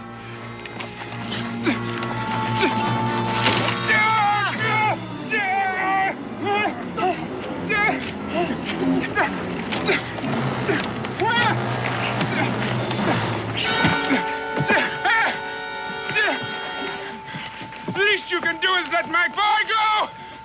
I don't want him to see me. Let him go. No. He will see. And he will learn not to grow up to be a heathen like his father. Emmett! This is your last chance, boy. Tell him the truth. He has told the truth. If he has, he's going to have a lot more to talk about when this is over. Isn't that right, Emmett? I don't know what you're talking about. I mean, how it is when they pull that rope. I imagine you'll be real proud of yourself. You'd better be, boy, because you're going to have to live with it. That's enough. You shut your mouth. Get on with it. String him up. No, don't do it, please. Don't do it. Please, get my boy out of here. Hang me if you gotta hang me, but don't let him see me. No, Gideon, let him watch, too. Just like you're going to watch. Isn't that right, Emmett? You're going to watch. Maybe Gideon will try to talk to you when they lift his feet off the ground. He's going to try, but he's not going to be able to. So you watch it close. You watch it close, and then you'll see how it is. And believe me, you'll never forget it all the rest of your life. Now get on with it. Send him up. Come on, get on. Come on. Pull arrow. See how it is to kill a man. Pour! No!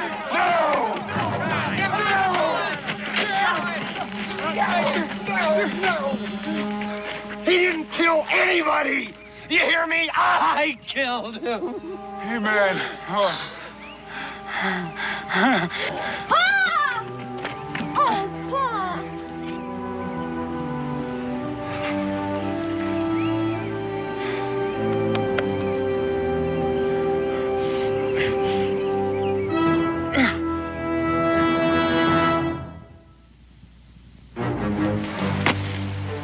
I just didn't know what to do. I didn't know. I was hurt and scared. It was Blake. It was Blake that made me beat him. He made me whip him. It was either him or me, and I just couldn't take no more. I just couldn't. Go on. And he made me beat you. And he made me beat you and until I couldn't lift my arm no more. You couldn't feel nothing anyway. So Blake let me stop. And then he grabbed the whip away from me. And he started to hit me. I don't know how many times he hit me. And I must have gone crazy from the pain. That's when I grabbed your knife. Lord have mercy. That's when you killed him? I didn't know he was dead. I didn't know. I didn't know until I rolled him over and saw where he fell. He fell right on the knife. How come? How come you didn't say? How come you blamed my pa? Made it look like he did it. Because I was scared, that's why. I told you I was scared. Besides, who'd believe me? Apparently quite a few did. You'll have to stand trial, all of you know that. Unless you want to do it here. How about you, Enoch? May God forgive me. You forgive me, too.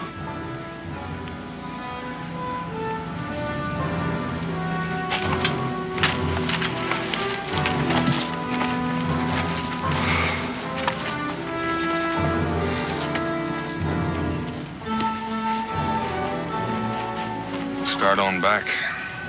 We'll head on over to Salem tomorrow. Will I get a fair trial? I'll see to that. Can you be sure? Well, when Daniel says he'll see to it, he'll see to it. Ain't that right, boy? That's right, Pa. That's truly right.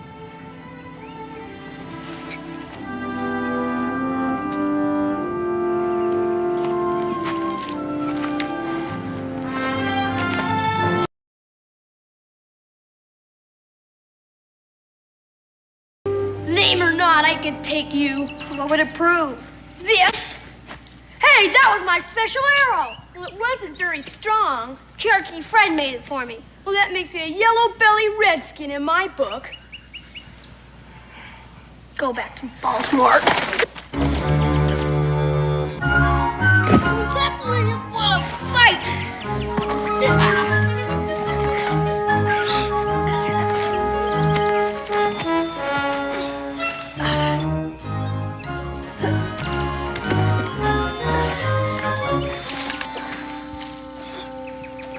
Don't eat him, Mr. Dobb.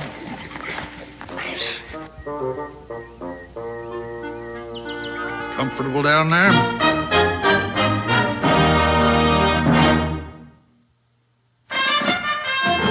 Daniel Boone was a man, yes, a big man, with an eye like an eagle and as tall as a mountain was he.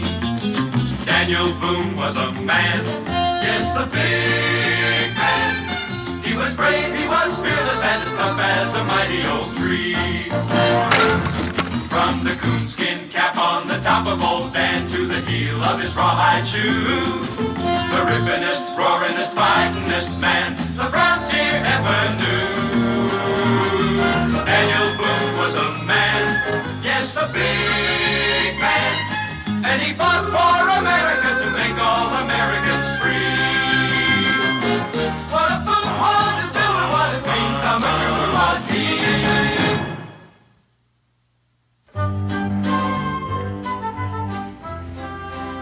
that Mr. Dobb? Yeah, it brings back the same thing to my mind. Who are you talking to? Mr. Dobb. Where is he? I don't see anyone. Well, how many could see you if you were over 2,000 years of age? 2,000 years of age? Do you remember about the prophet Elisha? You mean from the good book? Yeah. He went around curing polluted wells and springs so that people wouldn't die of thirst and the cholera. He inherited the prophet Elijah's mantle. He went around doing some hocus pocus of his own, by and large doing good and throwing in some free amusement. Remember what happened then? They ran him out of town. In them days, folks didn't understand that everybody's got to give and take up a hand now and then, as Mr. Dobb says. Why should they? That's what kept Cain in hot water. Well, it was either get out or be rid out on a rail for Elijah, so he got. But that town was rife with pesteriferous young'uns. Learned it from their elders, I presume, because nobody's born mean. You know a lot, don't you? Well, I depend on Mr. Dobb's wisdom a lot here. Without him, I suppose I'd be just an ordinary man. Well, Elijah went. But 42 of the worst of them young'uns trailed after him, hurling mockery and mud until Elijah lifted up his eyes. He said, Lord, I've just took about all of this that one saint could take. Well, the Lord sent 2 bears out of the nearby woods. I suppose you remember what happened. They got it up? 41 by Mr. Dobb here. The other bear was just a mere cub. You mean Mr. Dobbs is a bear? Dobb means bear in the Hebrew tongue. I don't suppose you could show me the way to Boonesboro, could you? Sure, that's where I live. Ah, what a coincidence. You take the road south and take the right fork when you come to it. Oh, well, I'll try to remember that. What is it? Oh, Mr. Dobb reminds me that we'd deem it an honor if you 2 young men would ride along with us and show us the right fork. I guess so, sure. My team and Dre await.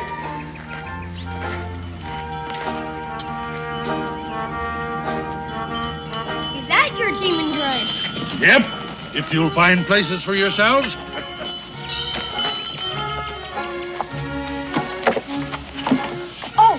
My name's Israel. Israel Boone. Boone? My dad's Daniel Boone. Never heard of him. Up with him. My name's Joe. Joseph Montgomery Jr. My dad's a sea captain. Never heard of him either. Up with him.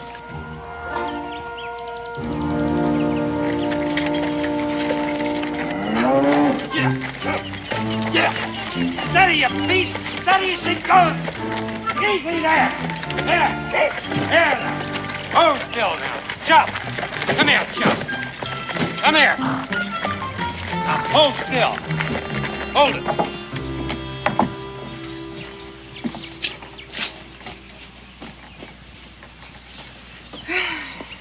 How's the plowing? Oh.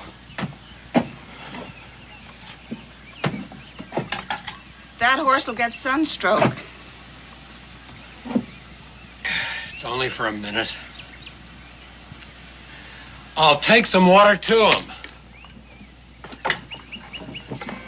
That's my house bucket. Here, fill this up at the well. Oh, nursemaid for a horse. What a way for human beings to live. Well, you chose it for your own reasons. Where is Joe Jr.? There's lots of country around here. I told you to look after him. I tell you to let him be a man. He is still a little boy. Oh, Varna, when I was his age, I know. You were on your first voyage as a cabin boy, living on biscuits and moldy beef and taking the captain's rope end across your back. Is that what you want for our son? Why did I give up my ship, huh? Why did I come to a place where they don't know an oar from a winnow? Because there's room here for him to get away from your coddling and softening, so he can learn to stand up straight in his own feet. I didn't mean to say that. It was an accident. Well, was it an accident that you never let him out of your sight from the day I embarked until my voyage is ended? Was it by accident that you tried to leech out of him everything a man wants to see in his son?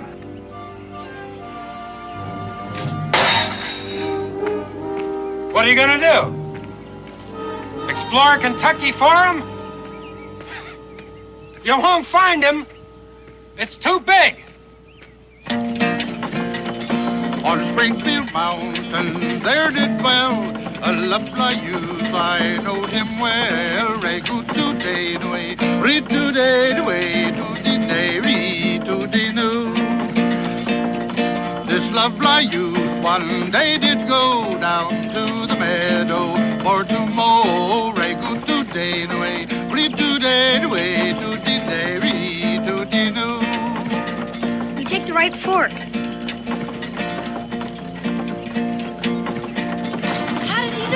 If Mr. Dobbs trotted along there to show him, he scarce had mowed half round the field when an ugly serpent bit his heel. Re-good today, re-today, to-de-nay, re-to-de-noo.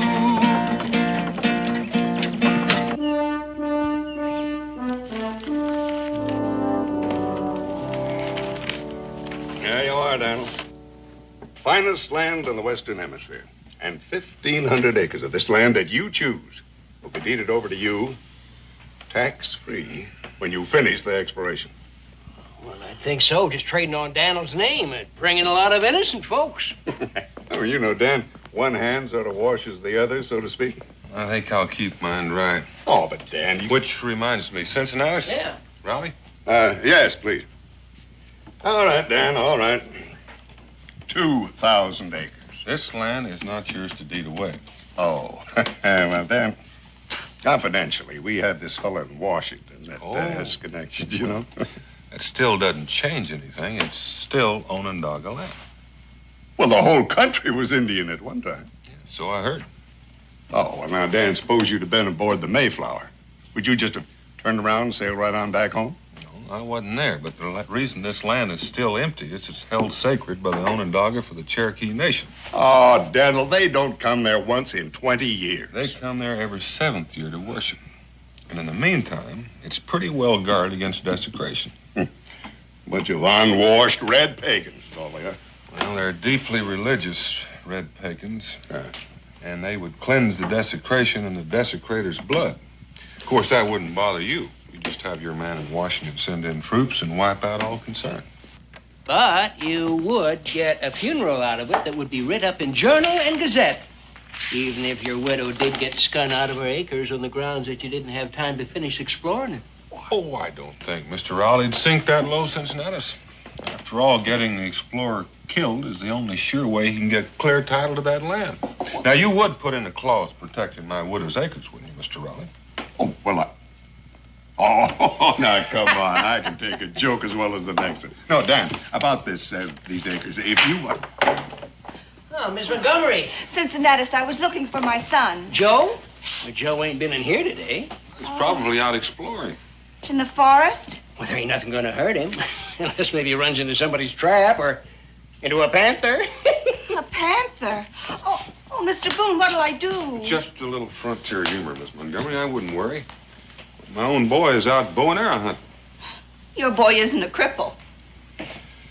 Well, the boys usually like to hang out at the blacksmith shop. Oh, yes, thank you. I'll go look there. Oh, she mother hens that poor boy. And his father makes him out to be the gamecock of them all. Why, between the two of them, he just ain't got a chance. Well, I guess at the right time, like all the rest of us, he'll take matters into his own hands. Well, now, what do you think of the new position of my bar, huh? I don't know whether I'm going to ever get used to it or not, but got a little more elbow room. Daniel, now about my proposition. Wait. If you want... It can't be. I'll bet it is. Is who? Rudy New. Now, Molly had a rotten tooth, and so the poison killed them both right good today. Hoody-nay, hoody-noody-doody-doody. Hold him up there, Mr. Dobbs. See that? He didn't even touch the reins. Of course not. Mr. Dobbs says all that. Who's he? Prater Beasley. Who? Prater Beasley.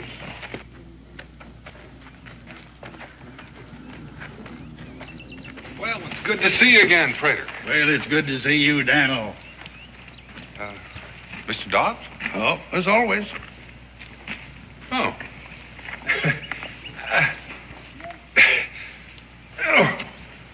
Well, he doesn't know his own strength. He never did. Oh, he wishes me to tell you that he's sorry. Well, tell him not to give it another thought. Well, I've just met your hope for the future here. You said you didn't know my pa. I'm an egregious liar. You are? Ask your pa. What's egregious, Pa? Egregious? Well, tall tale's an egregious lie. And any boy that can't find the nut of truth in it, well, he's going to grow up to be a man who lives on short squeezums. Mr. Boone, children should be taught to respect the truth. Ma, that's what he meant. Get down from that wagon.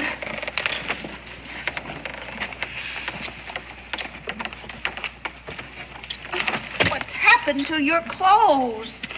I guess it meant I got into a fight. Ah, you're beginning to amount to something. Did you win? Did you knock his block off? No, sir, we didn't finish it. Didn't finish it. Now, son, you're gonna find that snotty kid and hammer him until he crawls. We don't feel like fighting anymore. Oh. Nothing personal, son. But the worst thing a man can do is to leave a fight in the middle. Win or die is the rule. It wasn't about anything. There was nothing to win. Your old man will tell you the same thing. Well, not exactly, Mr. Montgomery. If it's principle you're fighting for, then you fight until principle wins or you can't fight any longer. But if it's just smiting and being smit, well, then the sooner it's stopped and forgotten, the better it is for all concerned, including the innocent bystander. Mr. Boone, you wouldn't last very long at sea. You know, I think you just might. Who are you? Well, everybody knows me. I'm a... Oh, showman, huh? You fight with your tongue. It can turn a man to jelly. Not a man. Joseph. Wait a minute, son.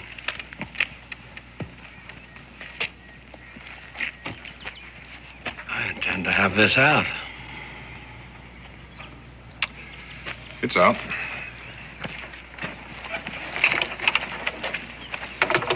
Mister, you live under a lucky star. Oh, Dan. Dan, about that proposition of mine. All right. I'll make it 2,500 acres. Free and clear when you finish the exploration. And that is my last word. I wouldn't touch those acres if they were planted and the corn was 6 feet tall. What's the matter, you afraid? Oh, I wouldn't put it just that way, mister. No. I wouldn't have either once upon a time. And now, frightened of the Indians, won't accept a challenge. Boone, you're a big man. Because once you had guts enough to open up a chunk of Kentucky, well, any man that would do the same can be just as big and rich in the bargain. All right. You go ahead and skulk. Men with the kind of guts we want are plentiful. I hope not, for their sake.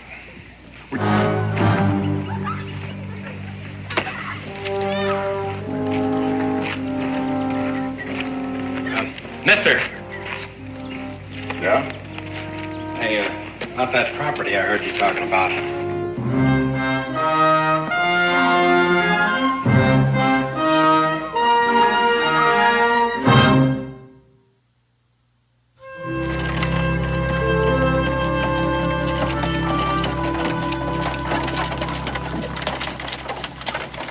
Ooh, boy, woo. Hi, young fella. Why can't I go out with them? Because. Well, here you go. No. I got a compass of my own. And a good one, too, I'll bet. It's hung on the North Star through black storm and hurricane. Well, in here's your level and your theodolite. You do know how to use one, I suppose. Well, it's not so far from a sextant that I can't navigate with it. Oh, here's your contract, young fella. You drive a hard bargain. Mr. Rowley, I cut my teeth on London factors and Chinese merchants in Canton. You know, I believe that a brave man deserves riches. I don't begrudge you one red cent. Oh, You do know where the so-called Onondaga country starts up there at the crest of the mountain? Don't you worry about them. No, I won't. I'm one man the troops won't have to come in for. I take care of my own fights. Glad I met you. You're the kind of fella I've been looking for. You found him. Good luck to you. Thank you.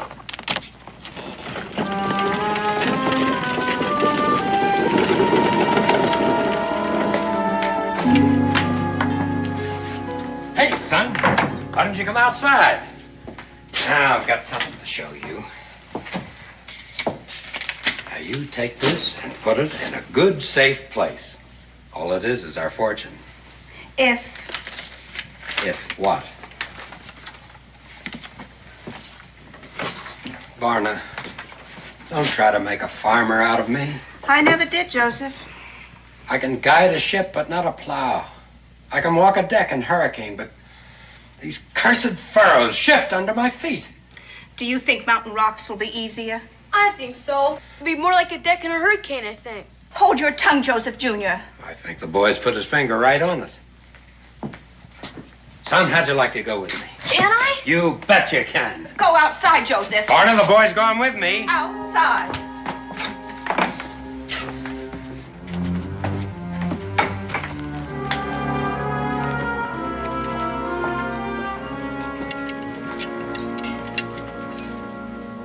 What happened to you?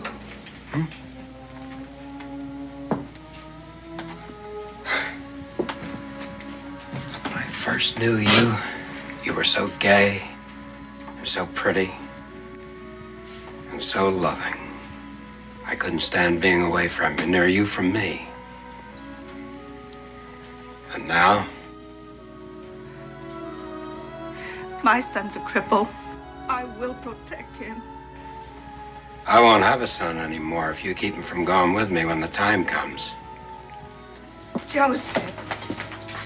Son or a wife, neither one. I'll be done with the two of you.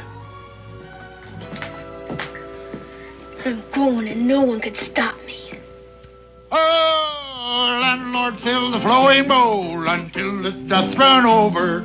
Landlord, fill the flowing bowl until it doth run over. For tonight we'll merry, merry be. For tonight we'll merry, merry be. For tonight we'll merry, merry be. Tomorrow we'll be sober. He who kisses a pretty girl and runs and tells another. He who kisses a pretty girl and runs and tells another ought to have his nose cut off. Ought to have his nose cut off. Ought to have his nose cut off. And never kiss another. Hey. Mr. Dobb. Grateful to the throat, but not the equal to our still. He's a connoisseur by instinct. I've never seen him touch a drop. That is a mighty fine song for a tavern. Patrick Henry's favorite. Oh, I suppose you was a close friend of General Washington, too, huh? Not only to nod to, but Patrick Henry. Gentlemen, if it weren't for the potions that I mixed for him, he'd be a lorn bachelor today. Yes, sir, I was there, and you know I haven't got the imagination to make something up like that. You know, Prater, that was the last time I saw you. After that, you sort of disappeared into the earth. Well, been going to and fro on the face of it, down in Mexico to talk to the Zunis and back into ancient Egypt with the pharaohs and the magicians. You got a mighty long bow. But that time you cracked it. I'm used to disbelief, yeah. Check with Daniel. Oh, you mean you was there too, Daniel? No, but it's a solemn truth. You know, he reads books like you and I read the sky for weather signs. I never thought of that. Well, that's part of what I meant about when I said the nut of the truth of his egregious lies. I'll drink to that. Prater Beasley, you will be missed when you leave here, and that is solemn truth. Well, we ain't going. Mr. Dobb and me's a little bit weary of going to and fro. For this century, anyway. We're settling. In Boonesboro? No finer place for healing herbs and simples.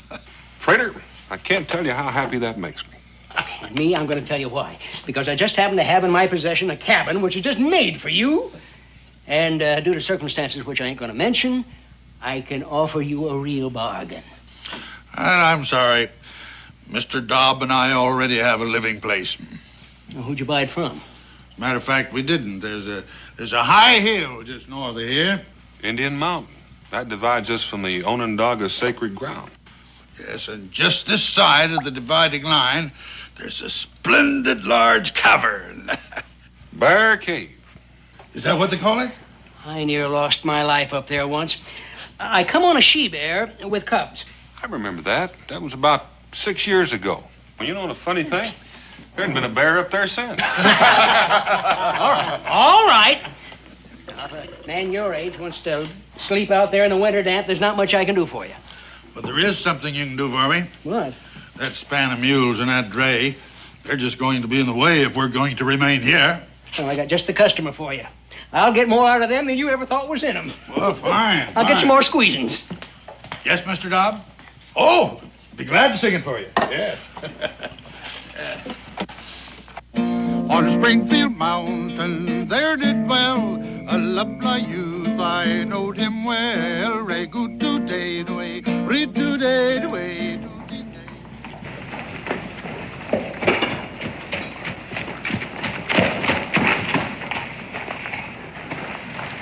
Israel, you better be careful about grabbing those horses' tails. You might get a hold of one sometime and doesn't like it. Yes, Pa. Don't wander off. I won't be too long. If it's all right, I'll just mosey around. I'll find you when it's time to go home. All right, Pa.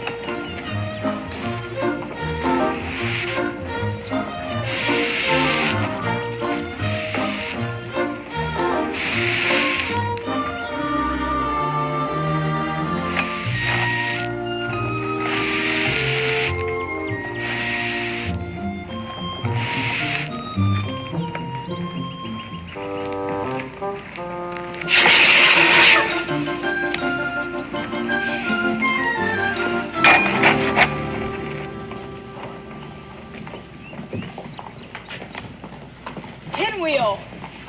Kick him out! Johnny jumped the fence. O. U. T. Period. That's pretty good mumbly peg. My mother had some pie to do at Cincinnatus' store. She made me come with her. I'm pretty good at it myself. Where do you want to start? Anything before around the horn is girls as far as I'm concerned. I take evens to go first. 1, 2, 3.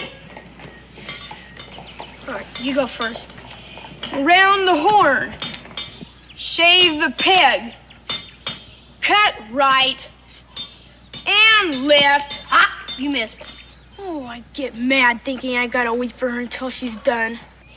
Around the horn. Everybody's family squabbles sometimes. Not over their own kid. It makes you feel like it's your fault. Lady dives. That puts me one ahead. So far. Hey, how'd you like to help me and Prater Beasley get the bears out of that old cave so him and Mr. Dobbs can live in it? When? Tomorrow.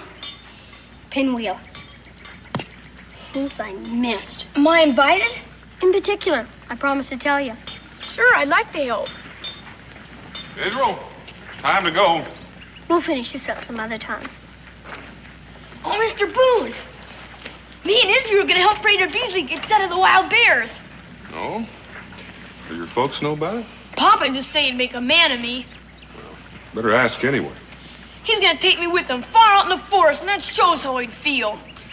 Well, make sure your mother knows. Come on, son. If I know Pa, he's already greased his skids. You told her? I'll come by your house in the morning. Make it good and early. Prater Beasley wants to get settled in.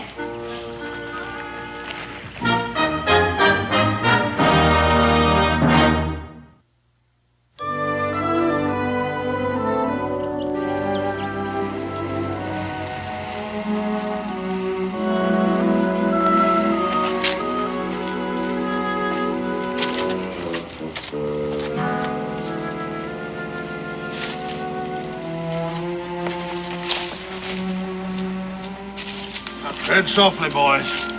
We're getting close. I never thought she'd let me come. Told you Pa greased his skids. Joe Jr. Come on out and be surprised, son. He isn't here. Isn't here? Joe? He went out while you were packing that poor horse. You knew this was the day. To be tortured by those wild Indians. Where is he? There's lots of country around here. Varna. I asked you. Do you think I'd tell you if I knew? Varna, I curse you. Joseph. Joseph! I had to protect him. You've got to understand, he's your son as well as mine. Not anymore. I told you. You've won? Now let's see what you can do with it.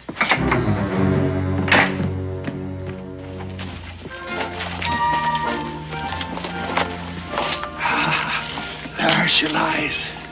How do we shoot them? Oh, it probably won't come to violence, but we'll spy out the land, see what we're up against. You mean we're going inside? Don't even breathe.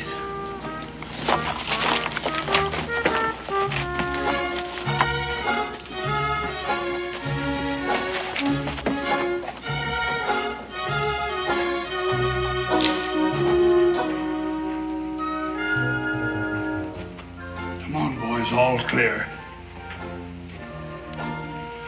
Well, make yourselves to home. Well, Mr. Dobb has taken care of all. I wondered where he was. Look at him curled up around that still as if butter wouldn't melt in his mouth. Not that I've ever noticed butter melt in his mouth. Boy, look at this war drum. Hold it! Hold it there, young Boone. Well, that's an Onondaga beat. And this is a Sioux war drum. It was given to me by running antelope. Here, hold my pipe. This drum is called Many a Brave to Battle.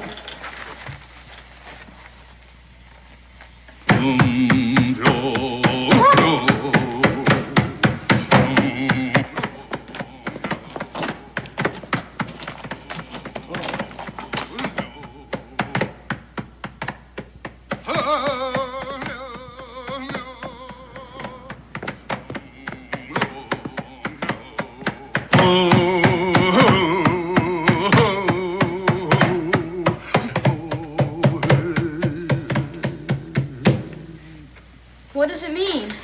Well, it means a man that sticks his head where it ain't welcome is liable to get it cut off. Not without a fight. It depends on what you're fighting for, says Mr. Dobb. And Pa. Not mine. He will. Hammer him until he crawls, no matter who or what. That's all Pop ever knows.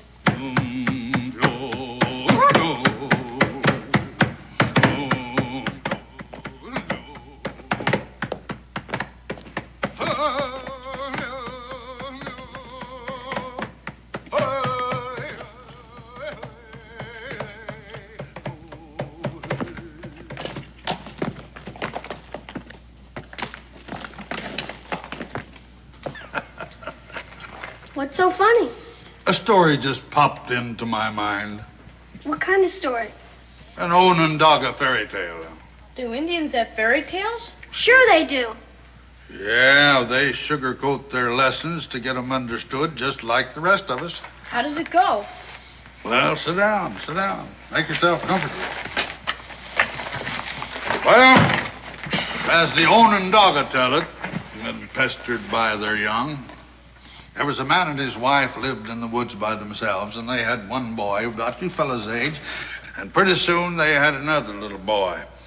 And after that, why, the mother, she went on to her ancestors. You mean she passed on? Mm-hmm. Well, the little baby stood, about as tall as that finger. There's a picture of him up there.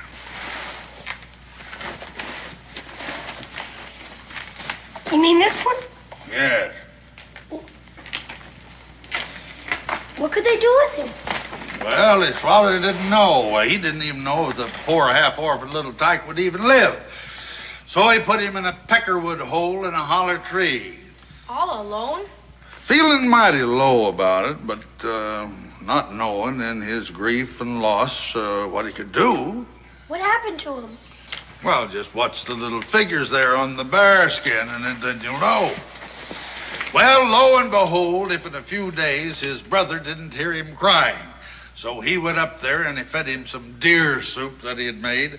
Well, you ought to have seen that little mite wade into it. Why, the more he'd eat, why, the more he didn't grow. But the feistier he got. He made him a little fawn skin suit, and he skipped around like a chipmunk, talking a blue streak. He must look just fine. Sure he did. Well, his brother took him home. He didn't want to stay at first, thinking his father didn't really want him on account of how he had been treated. But his father gave him a little club, and he went out and tried it, and he came back as happy as a clam. And he decided that he was going to make that his home after all. What kind of a club was it? Onondaga War Club, junior size. But it had properties. What kind? Well, if he threw at an eagle, that eagle dropped to the earth. If he hit a lion with it, that lion was his to take back to camp. Did his father know? Well, he wouldn't have believed him. He had his business to attend to. He was a hunter. Before he went hunting, he said, my sons, do not go to the north because there is danger to the north. But no sooner was he out of sight than the little brother says, big brother, he said, let's investigate. But big brother wouldn't. But nothing would hold him. So he put his club over his shoulder and away he went. And all at once he heard some fearsome noises saying,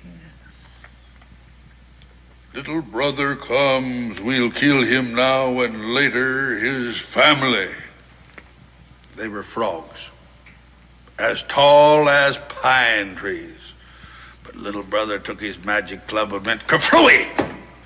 When he got back, his father was already home. What did he do? And I leave that to your imagination.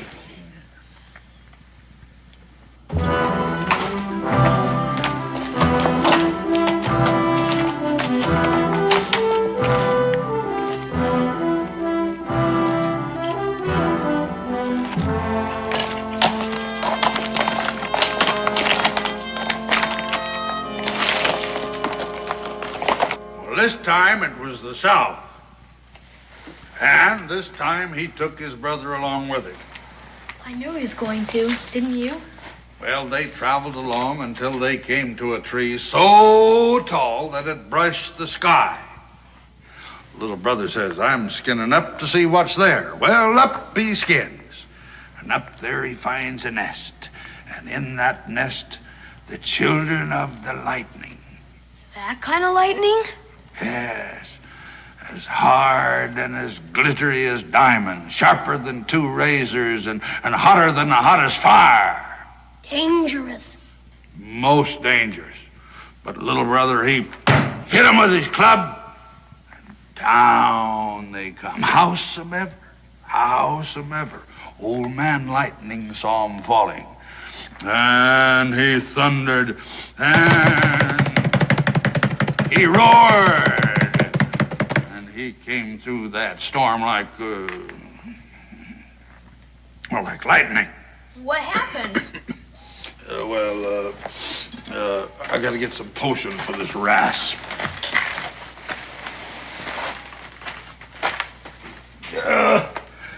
Begging your pardon, Mr. Dobb.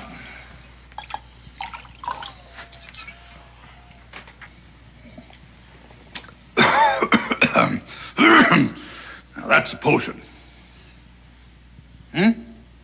All right.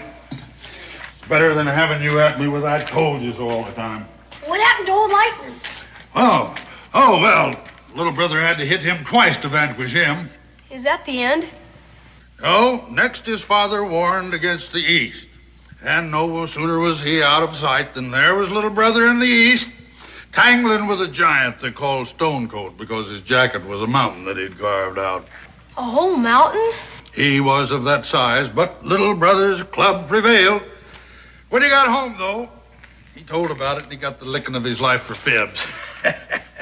He didn't fib. Oh, no. Many, many years later, his father saw the mountain that was Stone Coat's coat. Stone Mountain, they call it now, and handsomely apologized. But then, little brother was a big chief. How did he get to be? He still had the West ahead of him. That's right, and in its way, the worst of all. Because there in the most beautiful forest living man had ever seen lived the most unbeautiful of all beings.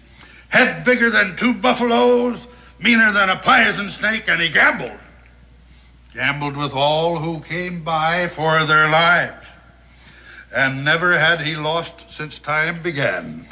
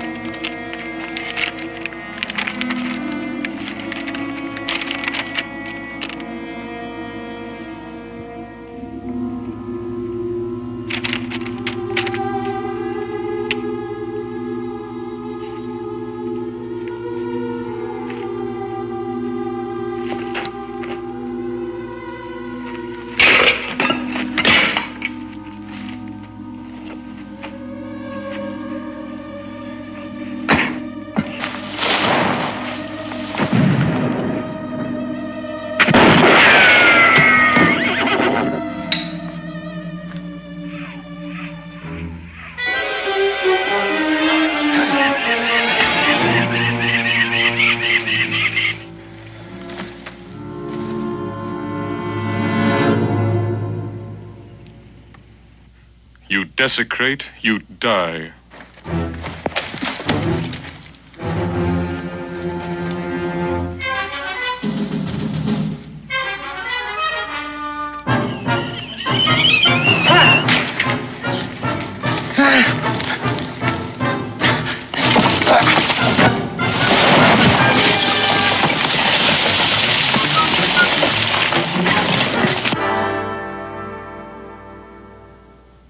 Yeah, well, afterwards, little brother, he let loose all the men that the gambler had there to hold them until he could take their lives. And the prisoners were so happy, they asked little brother to stay on as their chief. And he did. Well, not right away. No. He thought about it this way and that way, and finally he said that he'd be honored if they'd let him bring his relatives. And so they did. And I guess if we could find that forest right now, we'd find all those people living there with little brother. That's a good story. I'd like to have a club like that. Oh, you would? Well. Here we are. It's all yours. Take it along. Thank you very much. Thank you. Thank you. All right, boys, on the way. I got work to do now. Get along. You work? Well, yes. Mr. Dobb here is a great physician, and I mix all of his medicines. Thanks for the story. You're welcome. You don't suppose my club has properties? It has the properties that you find in it.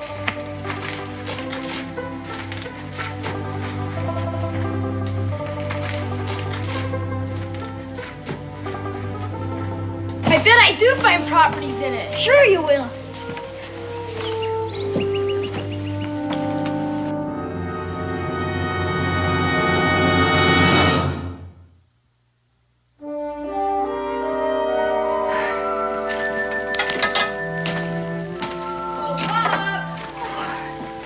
Joe, are you all right? Yeah, sure. Where's Pop? Oh, what's that? My own Doggo War Club from Prater Beasley. That man gave you a war club? Oh, Joseph Jr., take a care. I want to show it to Pop. Your father isn't here. Is he still out in the barn? No. You sit down. Your lunch is ready. Where is he? At the fort?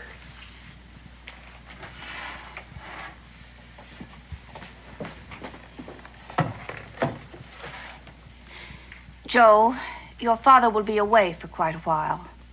Not on the exploring trip. He promised to take me. Listen, dear. He promised.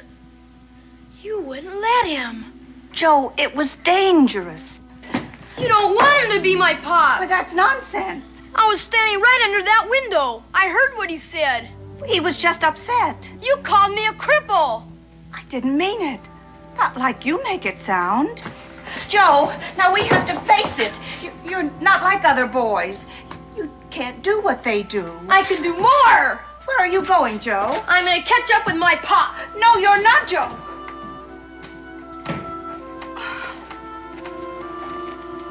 Oh, Joseph.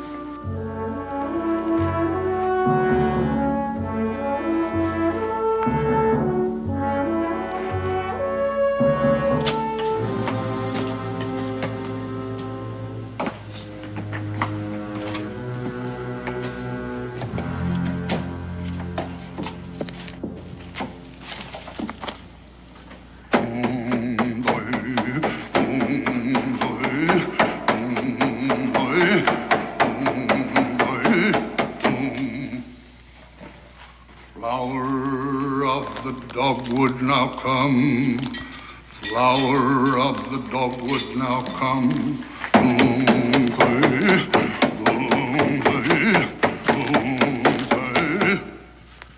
Spirit of the red berry, arise.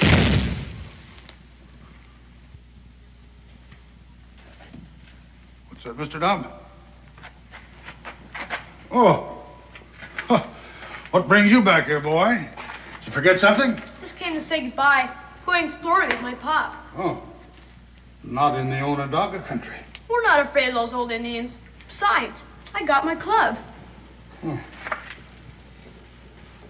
Well, Mr. Dobbs says we ought to strengthen it up a little bit for you then.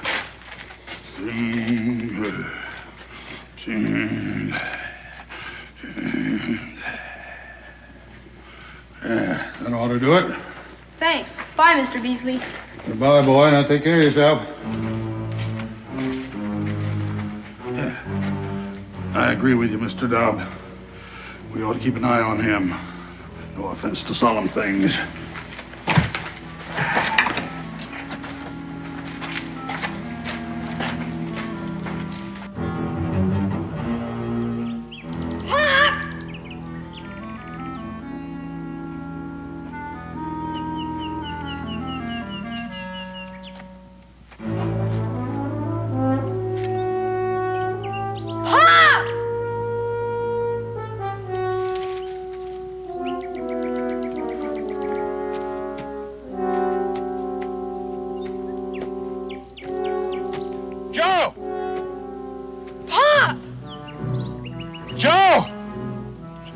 Go for some help!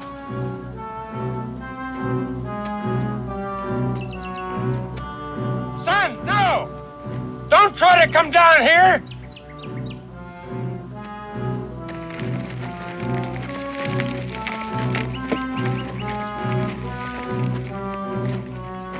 Joe, do what I tell you! Go get some help!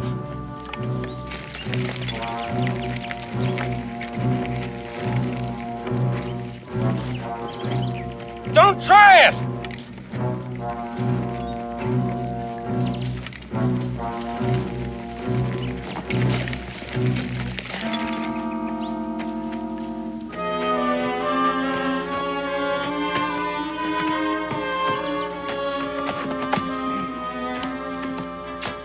Joe. Don't worry, Pop. I'll get it off. Why didn't you listen to me? You could have fallen and hurt yourself coming down there. I was all right. See, Pop, I would have come with you if I'd known it was today. I didn't know. I wanted to be with you, Pop. All right, never mind, son. Come on, let's try it. Yeah. Again. No. No, it's no use. It's too heavy. You gotta go get somebody. I'm not gonna leave you.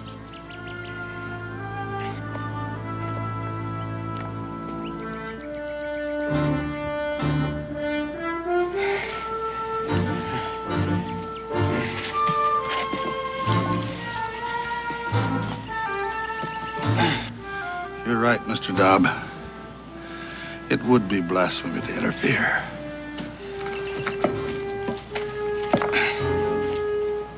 Yeah. That's it. Oh.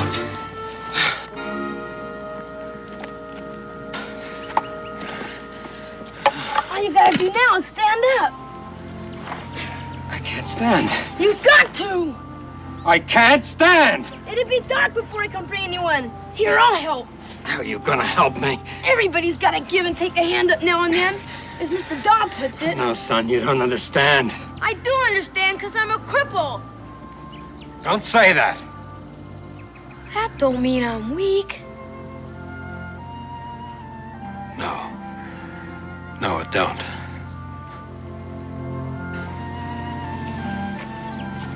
Here, I'll lean on this. You lean on me. Put your hand on my shoulder. Thank you, son. We'll make it between the two of us. Well, maybe I can help. Which leg is it? This one here? Yeah. Well, we'll see to it. Well, you won't need that anymore. We'll leave that for the Onondaga. He'll understand. But you said I'd find great properties in it. Well, you found them. Confidence, friendship, and the courage to know yourself. Now, we'll leave it. Another little brother may find the use for it. Well, come on, let's get aboard. Let me help you here.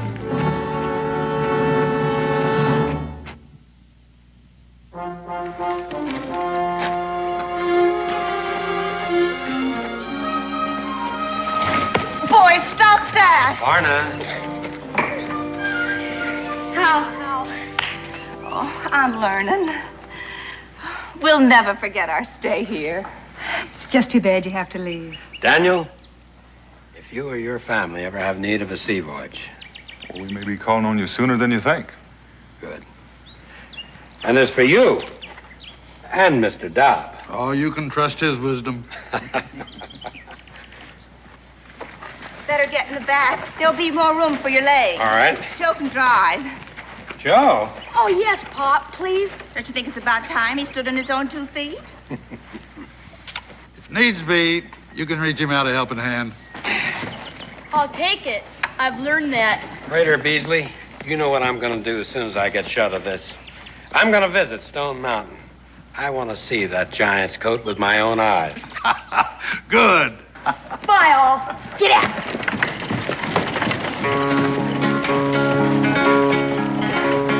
If ever I get married again, it'll be for love, not riches.